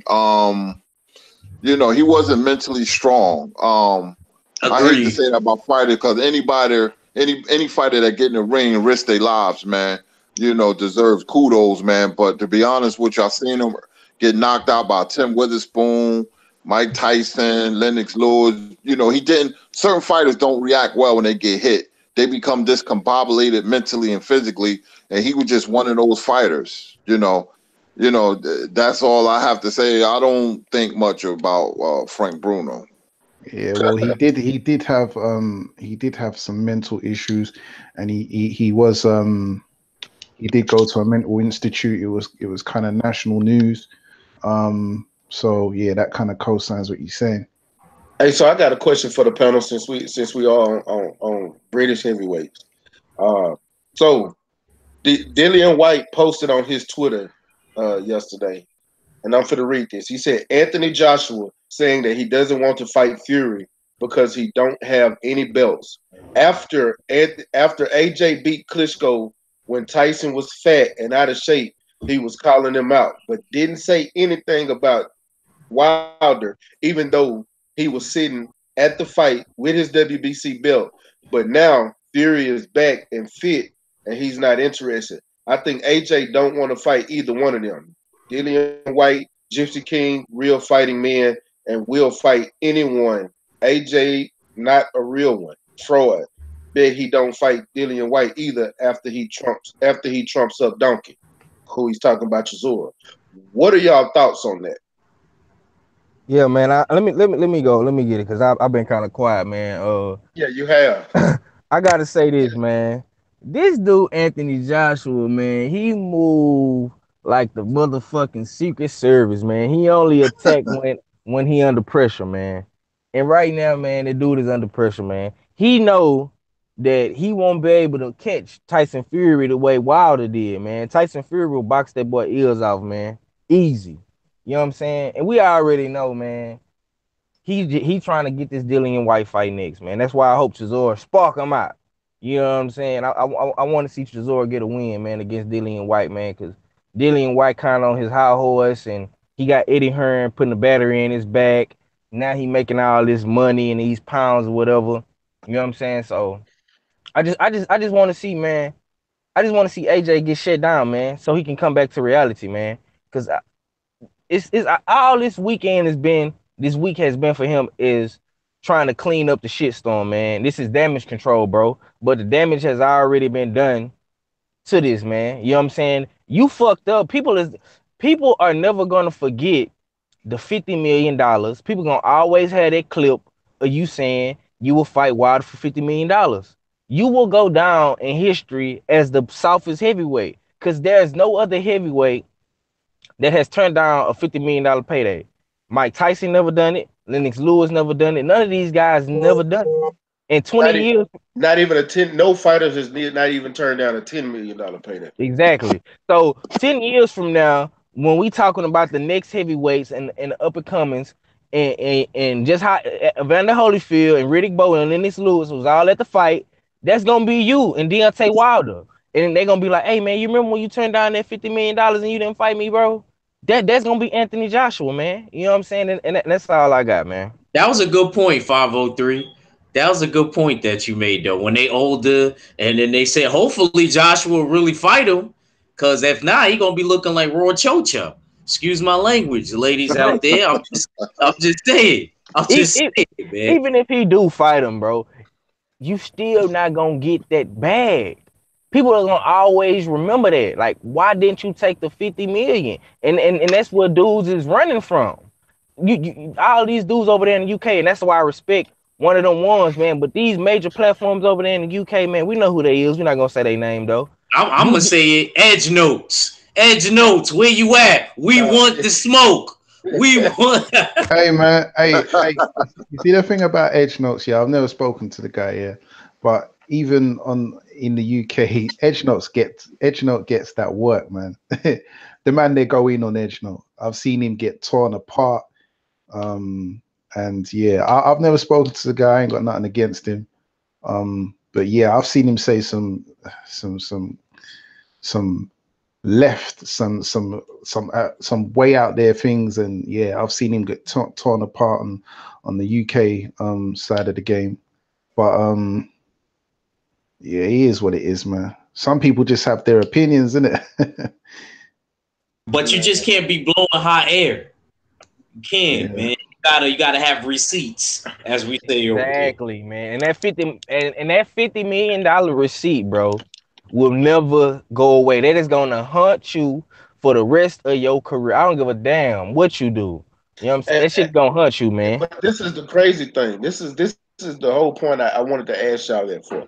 When you got somebody that's your stable mate, this is your stable mate. This is your y'all got the same promotional company.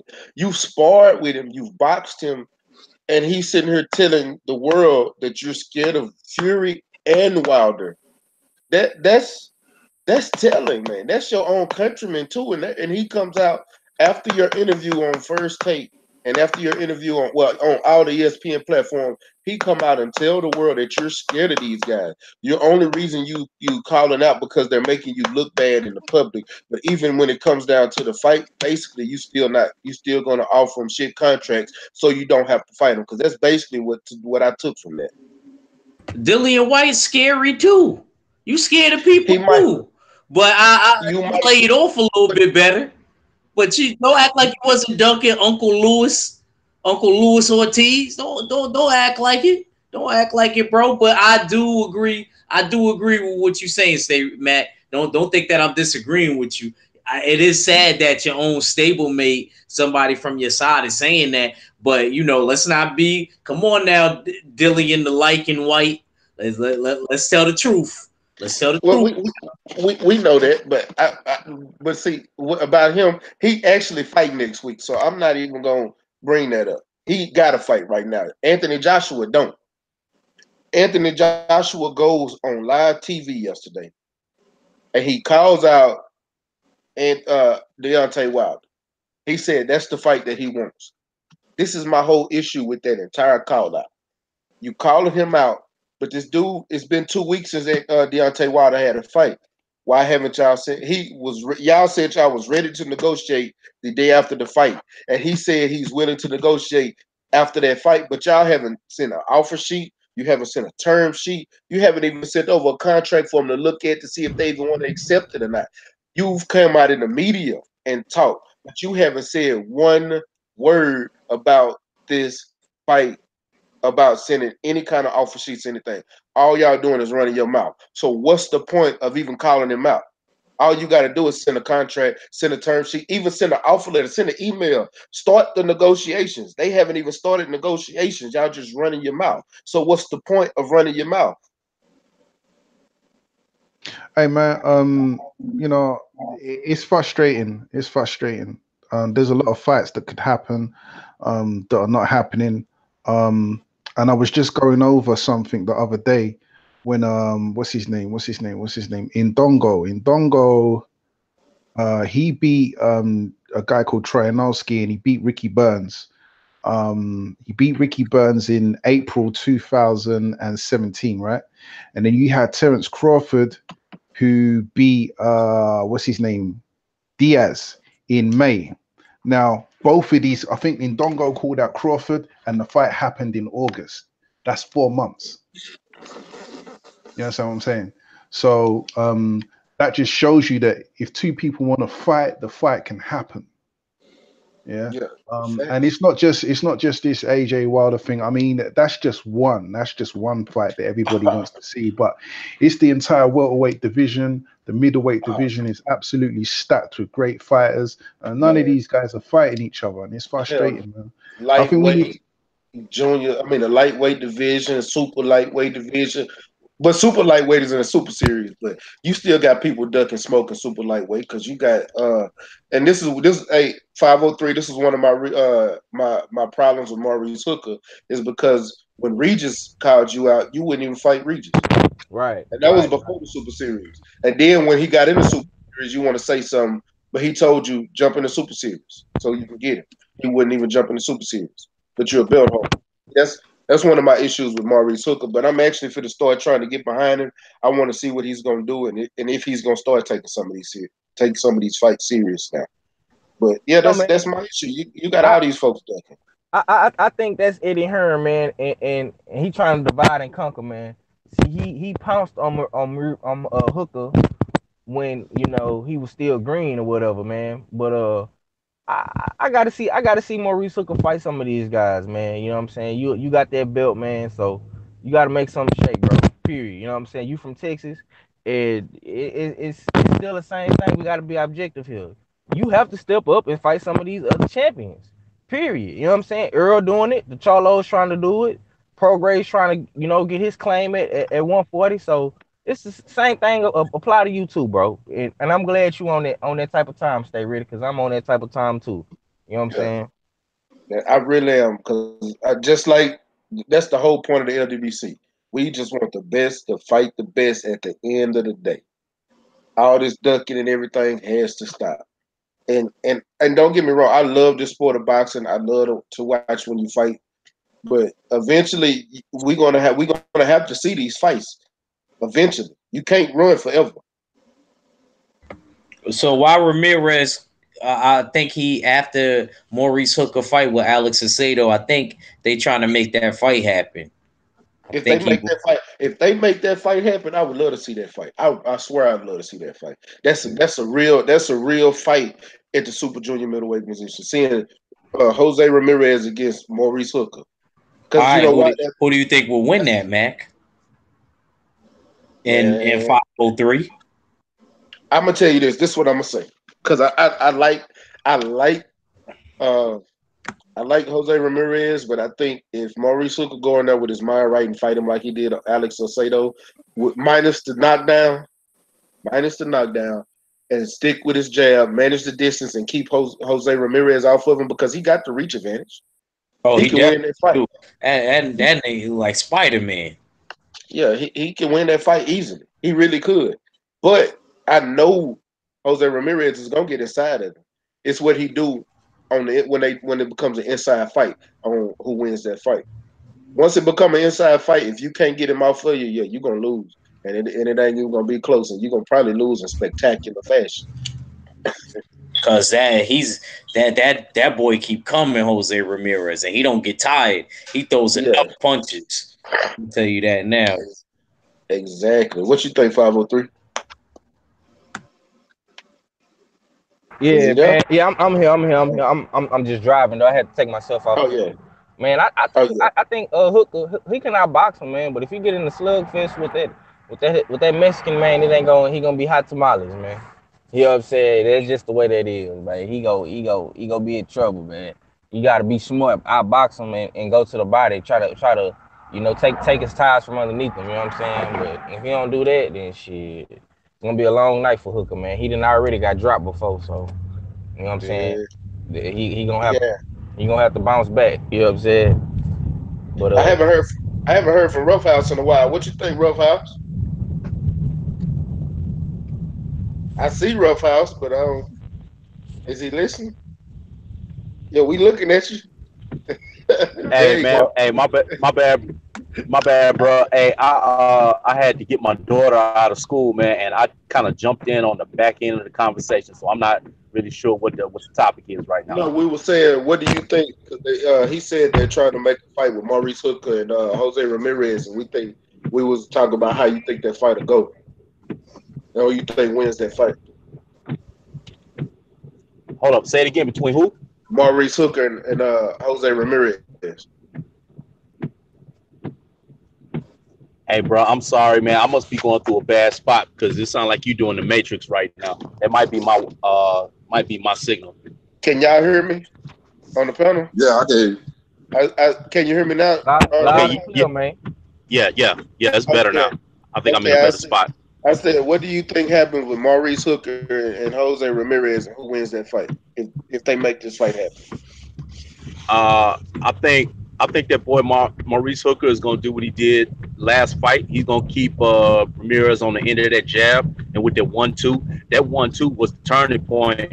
After he got dropped, he came back and it was just jab, right, jab, right, and I think it's gonna be more the same. Along with Hooker's he's got pretty good footwork, and now that he's got that belt, hey, that boy's got a champion swag about him, and I think he's gonna be able to do the same thing as he did in his last fight. I hope he continue to win. I really do, because I Yeah, want me to too. see him and Regis fight. I don't. Out of all the fights at super lightweight, junior middleweight, whatever y'all want to call it, the fight I want to see in that class is Regis and Josh Kelly. I mean Josh Taylor and Maurice Hook and Regis Prograis. I don't care about no other fight in that division. Yeah, man. Yeah, That Prograis fight and that Hooker fight, man. They got LSU versus the But Longhorns written all over it, man. It's all like yeah, a good over. thick. Yeah, that's like a good Southern showdown, man.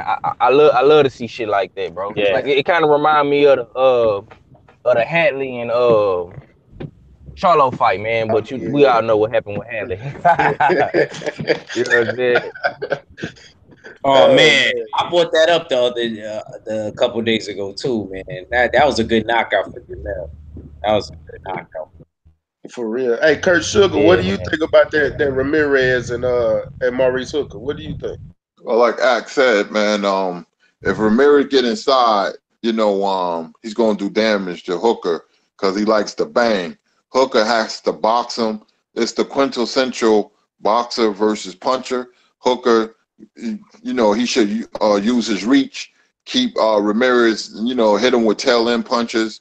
Ramirez like to duck down, so you can meet him with an uppercut, but the jab will be the key. Double up on the jab, move just enough, and you may bust them up. You may take them out in the later rounds because you might get frustrated. But the early rounds is very important because if you give him any glimmer of hope where Ramirez can get inside to bang your body and hit you with power punches, then he's going to have momentum for the rest of the fight and may beat Hooker.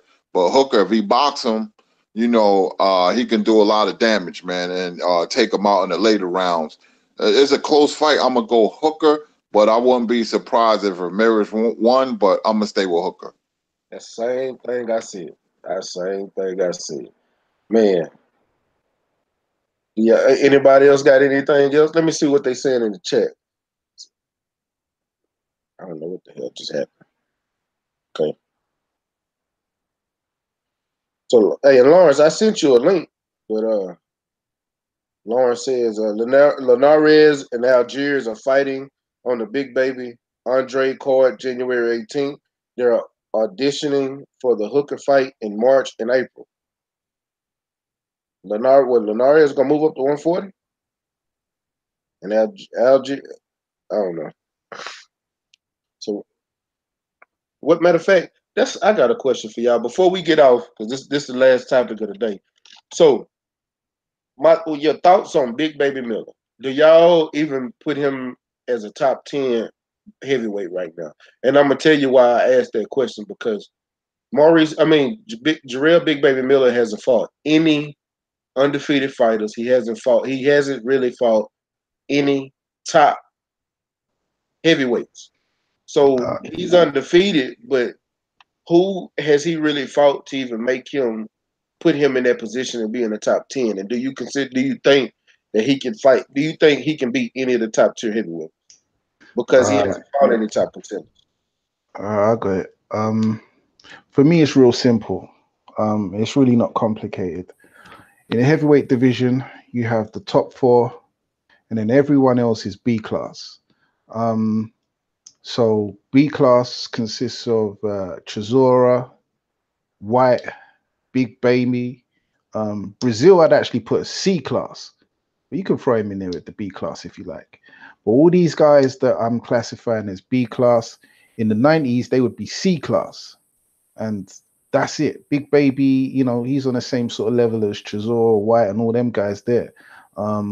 He's not, well, actually, he will be top 10 because, you've got the top four and then you've just got the B class. So, yeah, he will be top 10. But if I had a choice, I wouldn't personally put him in the top 10, but other than Wilder Fury, Wilder Fury, AJ, and who am I missing? Ortiz. You got to start looking at this B class category. So Unfortunately, yeah, he is in there. Even with fighters like Kubrat Pulev and Povetkin, you would put. Oh yeah, I missed that. Yeah. Okay, yeah. So even actually, I would say that Parker, Takam, Povetkin, actually, I would say they're B class. Big Baby and Chisora and all them other guys, I would say that they're at the other end of the B class spectrum. Yeah. And see, that's why it's kind of hard for me because he fights a bunch of old, washed up boxers. Every time I look up, he's fighting either a washed up boxer or he's fighting a prospect. That last guy, Dinu, was the first undefeated fighter I've seen him fight. Yeah, I mean, Big Baby don't want no smoke, man. I think he's just having fun. I think he's just having fun in the ring, and he likes talking reckless, and that's about it. He's not on my radar. If I come across a fight, I'll watch it, but I don't want to see him fight. I've got no interest in seeing him fight. It's the same with Chisora and White and all them other guys. Right. ACK, that's your New York brethren. What do you think? My fault, guys. What exactly was exactly the topic?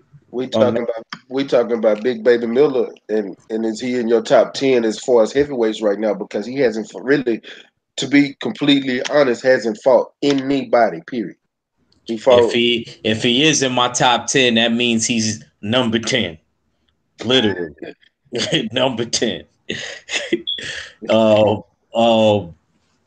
I look at it this way: he talks a good game, but it's time to step it up, man.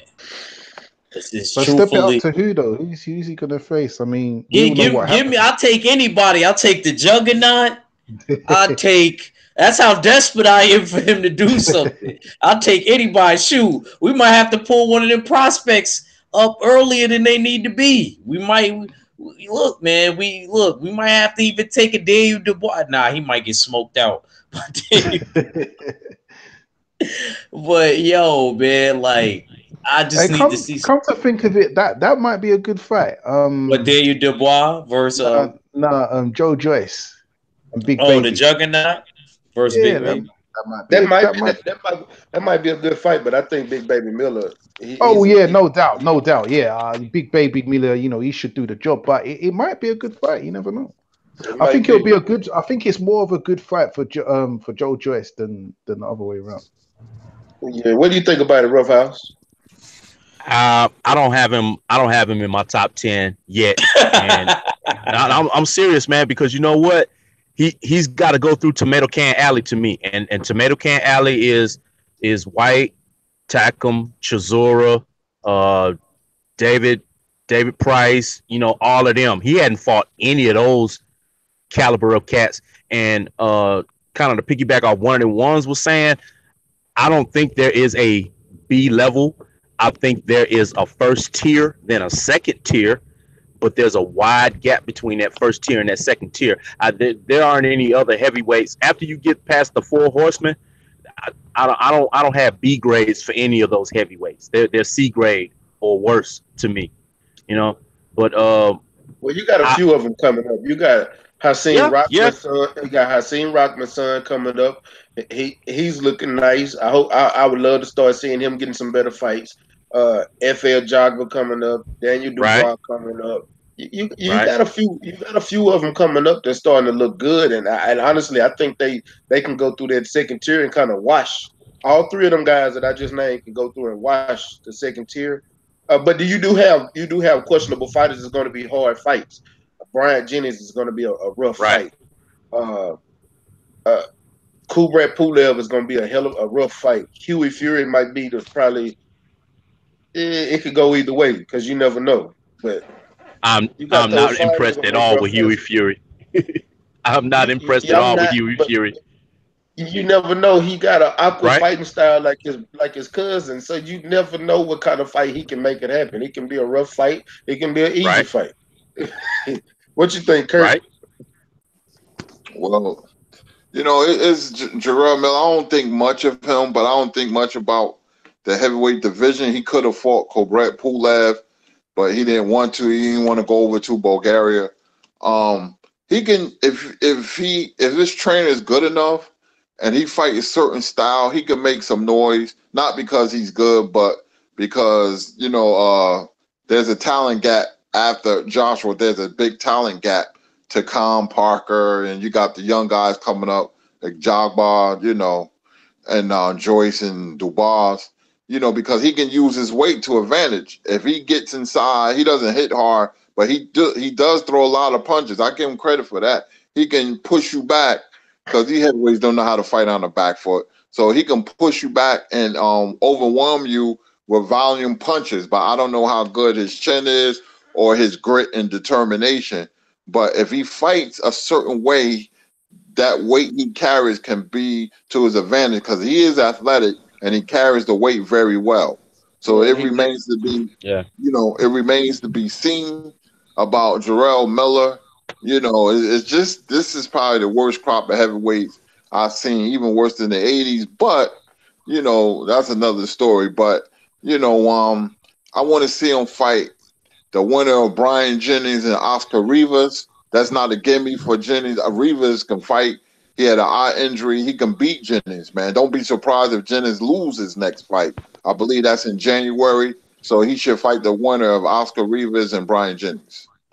That would be a good fight. What you think, 503? Yeah, man. I want to say this, man, and I'm not trying to shit on my boy ACK. You know what I'm saying? I know he's from New York, man. You know what I'm saying? It's all love. You know what I'm saying? You heard? Love 503. Let me just say this, man. Big baby, it's time for you to take that big ass diaper off and put your big boy pants on. You dig what I'm saying? Because at the end of the day, you are not, on paper wise, you are not a prospect anymore. You are a contender. I want to say you number one in the you number 4 in the WBO and you number 2 in the WBA. So you right there at contender level. You basically are in the runnings to get AJ shot. You right there in the AJ sweepstakes, man. You need to step up and prove yourself, man. Take out one of these young up and coming prospects, a Joe Joyce, a Daniel Dubois, any one of these guys, Kurt Brian. Hey, you can. While we talking, he wants $10 million to fight. Yeah, I was just about to say that they came at him with a bag. 503. They came at him with a bag, and he said he wanted $10 million to fight the Juggernaut. Oh man, get out of here. Exactly. Anyway, he hasn't made over $300,000 in neither fight that he's been in. How the fuck can you get a $10 million bag for a motherfucking dude that only got like 8 or 9 fights or some shit? Hey man, this is what I'm saying. Big baby, he's having fun. He just likes to talk. He likes to talk reckless. I don't take him serious. That's why I'm not even interested in the heavyweight division. But I feel like I'm getting dragged into it. You got all these pair of breastises, running around. All right. Yeah. And another thing that he trying to do, he trying to fight Deontay Wilder's leftovers. You trying to fight Gerald Washington, you trying to fight Duapaz and all these other guys, man. Step up and take down one of these hungry lions, man. Prove yourself, man. The spot in the East Coast is up, man. You got and this is another thing I don't like. You got all these East Coast fighters, but ain't none of them stepping up. Breaking news. Robert Duran Jr. got a knockout in 25 seconds. Damn. Yeah, man. That's what's up, man. But yeah, man, you got all these East Coast cats, man, and ain't none of them stepping up.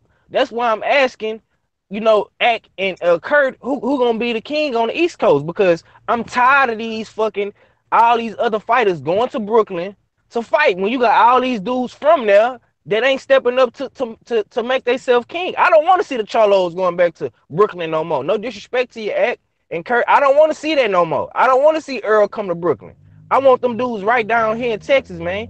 You know what I'm saying? I want to see dudes fighting in their city. You know what I'm saying? Be a king of where you from, man. Like, that's the reason why we have so many fights in the Barclays Center, because ain't nobody from the East Coast stepping up. Why the fuck do dudes from down south have to go to the Barclays, man? Because ain't nobody from the East Coast stepping up. Gerald Miller, he is the rightful owner to that. He could be the one to do it. Nah, he's not the rightful owner because every time he's had a fight there, he couldn't even sell it out.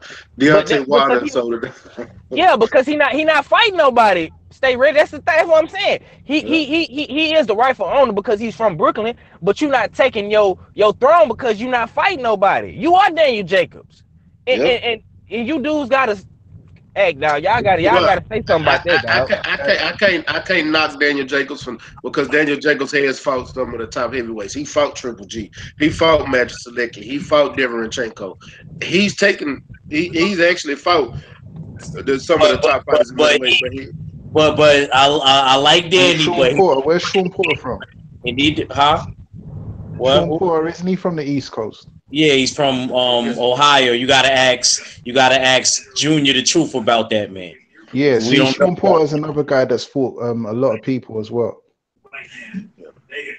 Nah, he has, but he could do more. He could do more. He could do more. He could do a lot more. Cause I didn't like how he acted when Earl got in the ring. Earl remind me of this dude in school I used to know that just used to come to the classrooms and when he didn't like somebody, he would in front of the teacher and all of that, man. Like one of these dudes I went to school with. I'm serious, yo. His name was Max. His real name was Maximus, but he didn't like it when you would call him his full name. And I'm telling you, we was freshmen together. Yo, this dude was just a rude guy. He isn't the type of guy you chill with every day. He just was a loose cannon. Like that's who Earl kind of remind me of when he got in the ring. You know what I mean? My boy Maximus. If you watching Maximus, was good, bro. Hey, 503, I can hear the frustration in your voice, you know, when you're talking about these East Coast guys. I don't think it's necessarily an East Coast thing. I think it's the state of boxing today. Yes. Unfortunately, you got a lot of guys, you know, trying to look pretty, wearing makeup, you know, coming up with all these fantastic excuses about why they can't do this and how they, you know, they're double talking like politicians. You understand what I'm saying?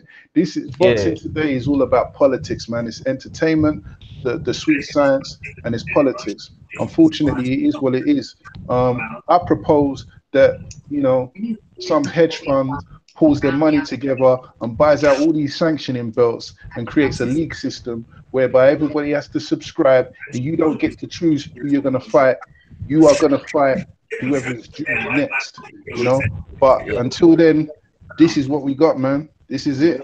Here go another example. Demetrius Andrade is fighting Artur Acavo, January 18th. Who is Artur Acavo? Exactly. That's my problem with these. That's my problem with some of these East Coast fighters, bro.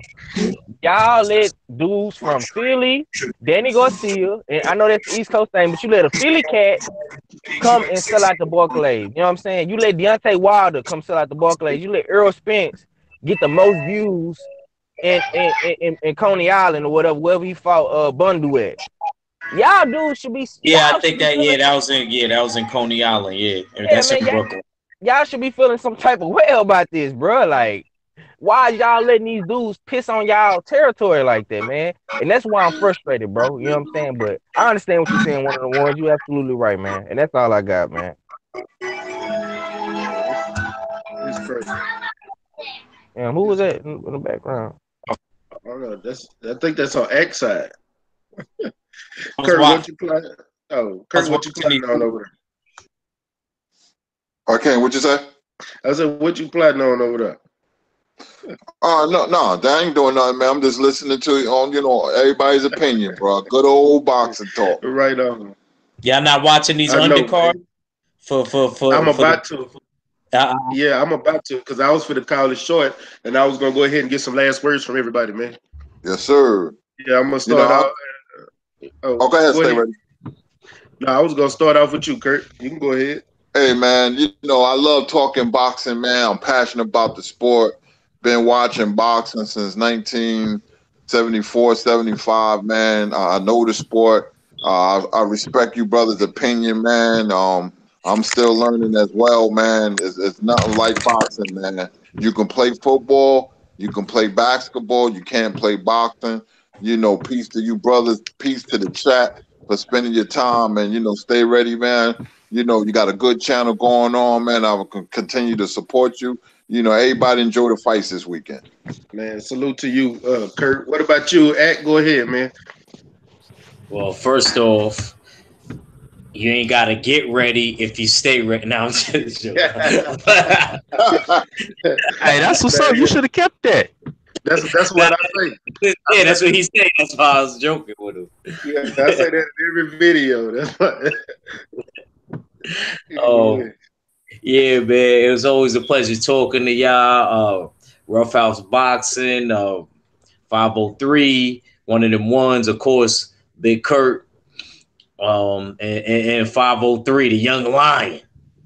So, you know, it's always a pleasure, man. Hopefully there's more shows to come, which I know there is.